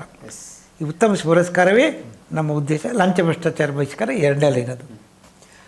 ಪ್ರಿಯ ವೀಕ್ಷಕರೇ, ಕೇಳಿದ್ರಲ್ಲ ಡಾಕ್ಟರ್ UP ಶಿವಾನಂದ ಸರ್ ಅವರ ಮಾತುಗಳು. ವಿಶೇಷವಾಗಿ ಈ ಪತ್ರಿಕೆ ಭ್ರಷ್ಟಾಚಾರದ ವಿರುದ್ಧ ನಿಲುವಿನೊಂದಿಗೆ ಹೇಗೆ ಆರಂಭ ಆಯಿತು, ಆ ನಂತರ ಈ 4 ದಶಕದಲ್ಲಿ ಹೇಗೆ ಬೆಳವಣಿಗೆ ಆಯಿತು, ಅದರ ಜಾಗೃತಿ ಕಾರ್ಯಕ್ರಮ ಹೇಗೆ ಮೂಡಿ ಬಂತು, ಮತ್ತು ಅವರು ಇದನ್ನು ಮುಂದುವರಿಸುವ ಒಂದು ಅನಿವಾರ್ಯತೆ ಬಂದದ್ದು ಹೇಗೆ, ಆ ಘಟನೆ ಏನು, ಜೊತೆಗೆ ಮುಂದಿನ ಅವರ ಗುರಿ ಏನು, ಎಲ್ಲವನ್ನು ಕೂಡ ತುಂಬ ವಿಸ್ತಾರವಾಗಿ ಮಾತನಾಡಿದ್ದಾರೆ. Thank you sir. ಒಂದು ಕೊನೆಯ ಮಾತು, ಶಾಸಕಿ ಯಾರಾದರೂ ಭಾಗೀರಥಿ ಫೋಟೋ ಹಾಕಿದ್ದು ಯಾಕೆ ಅಂತ ಕೇಳಿದರೆ ಅವ್ರಿಗೆ ಉತ್ತರಷ್ಟೇ. ನಾಳೆ ಲಂಚ ಭ್ರಷ್ಟಾಚಾರ ವಿರೋಧಕ್ಕೆ ತೊಂದರೆ ಆದಾಗ ಅವರು ಶಾಸಕಿ ನನ್ನಲ್ಲಿ ಕರೆ ಕೊಡಿ, ನಾನು ಅದನ್ನು ಮಾಡ್ತೇನೆ ಅಂತ ಒಂದು ಭರವಸೆ ಕೊಟ್ಟರೆ ಅದನ್ನು ಪ್ರಥಮ ಪುಟದಲ್ಲಿ ಹಾಕಿ ಶಾಸಕರಿಗೆ ಮೆಚ್ಚುಗೆಯನ್ನು ಸೂಚಿಸಿ ಅಂಥ ಶಾಸಕ ಬೆಂಬಲ ಕೊಡಿ ಅಂತ ಕಡಾಖಂಡಿತವಾಗಿ ನಮ್ಮ ಚಾನಲ್ ಪತ್ರಿಕೆಯಲ್ಲಿ ಹೇಳ್ತೇವೆ. ಆ ಮೂಲಕ ಅವರು ಜನಗಳಿಗೆ ಕೆಲಸ ಆಗುವಂಥದ್ದಾಗಬೇಕು, ಪ್ರಯೋಜನ ಜನರಿಗೆ ಆಗಬೇಕು ಮತ್ತು ಅವರಿಗೆ ಆಗಬೇಕು. ಒಳ್ಳೆ ಕೆಲಸಕ್ಕೆ ಶಾಸಕಿ ಮನ ಜೋಡಿಸಲಿ ಅಂತ ಹಾರೈಸ್ತೀವಿ. ಅದರ ಜೊತೆಗೆ ಬಹುಶಃ 2-3 ಹಿಂದೆ ಸಭೆಗಳಲ್ಲಿ KDP ಸಭೆ ಇರ್ಬೋದು, ತಾಲೂಕು ಪಂಚಾಯತ್ ಇಂದ್ರ ಸಭೆಗಳಲ್ಲಿ ಅವರು ಇಂತಹ ಹೇಳಿಕೆಯನ್ನು ಕೊಟ್ಟಾಗ ಅದು ಪ್ರಥಮ ಪುಟದಲ್ಲಿ ಬಂದಿತ್ತು. ಕರೆಕ್ಟ್. ನೀವು ಗಮನಕ್ಕೆ ತಂದದ್ದು ಮೊದಲು ಯಾವ ಫಲಕ ಹಿಡಿದಿದ್ದಾರೆ, ಎಲ್ಲಿ ಭಾಷಣ ಮಾಡಿದ್ದಾರೆ, ಎಲ್ಲ ಕಡೆಯಲ್ಲಿ ಅದನ್ನು ಹಾಕಿದ್ದೇವೆ. ಅದು ಭಾಷಣಕ್ಕೆ ಸೀಮಿತ ಆಗಬಾರ್ದು, ಕಾರ್ಯರೂಪಕ್ಕೆ ಈ ಸತಿ ಬರಲಿ ಅಂತ ಆಶಯದೊಂದಿಗೆ ಪುನಃ ಭಾಗೀರಥಿಗೆ ಇಲ್ಲಿಗೆ ಮತ್ತು ಅವರ ಪಾರ್ಟಿ ಯಕ್ಷದವರಿಗೆ ಕೂಡ ಯಾರೇ ಅವ್ರ ಫೋಟೋ ನೋಡಿದವರಿಗೆ ಇದರ ಉದ್ದೇಶ ಯಾರು ಫೋಟೋ ಹಾಕಿದ್ದಾರೋ ಅವ್ರ ಜವಾಬ್ದಾರು, ಅವರು ವಹಿಸಿಕೊಂಡಾಗ ಗುರುತಿಸುವುದು ನಮ್ಮ ಕೆಲಸ, ಎಚ್ಚರಿಸುವುದು ನಮ್ಮ ಕೆಲಸ ಅಂತ ಹೇಳ್ತಾ ಅವರು ಹೆಚ್ಚು ಮೇಲೆ ಇರ್ತೀವಿ. ಜನಗಳ ಸೌಕರ್ಯ ಇಡೀಲಿ ಮೀಡಿಯಾದಿಂದ ಭಾಳ ಒಳ್ಳೆಯ ಮೀಡಿಯಾದಲ್ಲಿ ಸಂದೇಶ ಕೊಟ್ಟಿದೆ, ಅದು ಜನರಿಗೆ ಮುಟ್ಟಲಿ ಅಂತ ಹಾರೈಸ್ತೇನೆ. ಅವರಿಗೆ ಕೂಡ ಇನ್ನು ಮುಂದೆ ಅಭಿನಂದನೆ ಈ ಚಾನಲ್ಗೆ ಸಲ್ಲಿಸಲಿಕ್ಕೆ ಸಾಧ್ಯ ಆದರೆ ನೀವು ಚಾನಲ್ ಅವರು ಒಂದು ಕೆಲಸ ಮಾಡಬೇಕಾದ್ದು ಜನಗಳಿಗೆ ಮುಟ್ಟಿಸುವಂಥ ಕಾರ್ಯಕ್ರಮ, ಜನಗಳ ಅವೇರ್ನೆಸ್ ಒಂದು ಕಡೆ, ಜವಾಬ್ದಾರಿ ಕೊಡು 2 ಕೆಲಸವನ್ನು, ನಾಯಕರಲ್ಲಿ ಶಕ್ತಿ ತುಂಬ ಕೆಲಸವನ್ನು ಮತ್ತು ಒಳ್ಳೆ ಕೆಲಸಕ್ಕೆ ಬೆಂಬಲ ಕೊಡೋದನ್ನು ನಾವು ಖಂಡಿತವಾಗಿ ಚಾನಲಿಂದ ಮಾಡ್ತೀವಿ ಅಂತ ಹೇಳ್ತಾ ಪತ್ರಿಕೆ ಮತ್ತು ಮಾಧ್ಯಮದಲ್ಲಿ ಅದಕ್ಕೆ ಬೆಂಬಲವನ್ನು ಕೊಡು ಅಂತ ಹಾರೈಕೆಯೊಂದಿಗೆ ನನ್ನ ಇವತ್ತು ಮಾತನ್ನು ಶುಭಾಶಯ. ಸುಳ್ಯ ಲಂಚ ಭ್ರಷ್ಟಾಚಾರ ಮುಕ್ತ ತಾಲೂಕಾಗಲಿ, ಉತ್ತಮ ಸೇವೆ ಕೊಡುವಂಥ ಒಂದು ತಾಲೂಕಾಗಲಿ ಅಂತ ಹಾರೈಕೆಯೊಂದಿಗೆ ನನ್ನ ಈ ಪ್ರಾರಂಭವನ್ನು ಇಲ್ಲಿಂದ ಮಾಡ್ತೇನೆ. ಸುಳ್ಯದಿಂದ ಪ್ರಾರಂಭದ ಆಂದೋಲನ ಪುನಃ ರೀಬರ್ತ್ ಏನು ಮಾಡ್ತೇವೆ, ಸುಳ್ಯದಿಂದ ಪ್ರಾರಂಭವಾಗಿ ಜಿಲ್ಲೆಗೆ, ರಾಜ್ಯಕ್ಕೆ ಹರಡಲಿ, ದೇಶಕ್ಕೂ ಹರಡಲಿ ಅಂತ ಆಶಯ ನನ್ನಲ್ಲಿ. ಒಂದು ರೀತಿಯಲ್ಲಿ ಅವರೇ ಹೇಳಿದಾಗೆ ಹೋರಾಟದ ಮರುಹುಟ್ಟು ಇದು. ಹಾಗಾಗಿ ಈ ಒಂದು ಹೋರಾಟ ಅದು ಜಯವನ್ನು ಕಾಣಲಿ. ಅದರ ಜೊತೆಗೆ ತಾವೇನು ವೀಕ್ಷಕರಿದ್ದೀರಿ, ತಾವು ಕೂಡ ಇದಕ್ಕೆ ಅವರ ಬರಹಗಳಿರ್ಬೋದು, ಅವರ ಮಾತುಗಳಿರ್ಬೋದು, ಅವರ ಆಂದೋಲನಗಳಿರ್ಬೋದು, ಅದಕ್ಕೆ ತಾವು ಕೂಡ ಹೇಗೆ ಪ್ರತಿಕ್ರಿಯಿಸ್ತೀರಿ ಅನ್ನೋದು ಕೂಡ ನಮಗೆ ಮುಖ್ಯ. ಹಾಗಾಗಿ ತಮ್ಮ ಸ್ಪಂದನೆಯನ್ನು ಕೂಡ ನೀಡಬೇಕು ಎನ್ನುವ ವಿನಂತಿಯೊಂದಿಗೆ ಈ ಕಾರ್ಯಕ್ರಮವನ್ನು ಮುಗಿಸ್ತಾ ಇದೆ. ನಿರಂತರವಾಗಿ ನಮ್ಮ ಸುದ್ದಿ ಹಾಗೂ ಅಪ್ಡೇಟ್ಗಳಿಗೆ ನೋಡ್ತಾ ಇರಿ ಸುದ್ದಿ ಚಾನೆಲ್. ನಮಸ್ತೆ. ನಮಸ್ಕಾರ.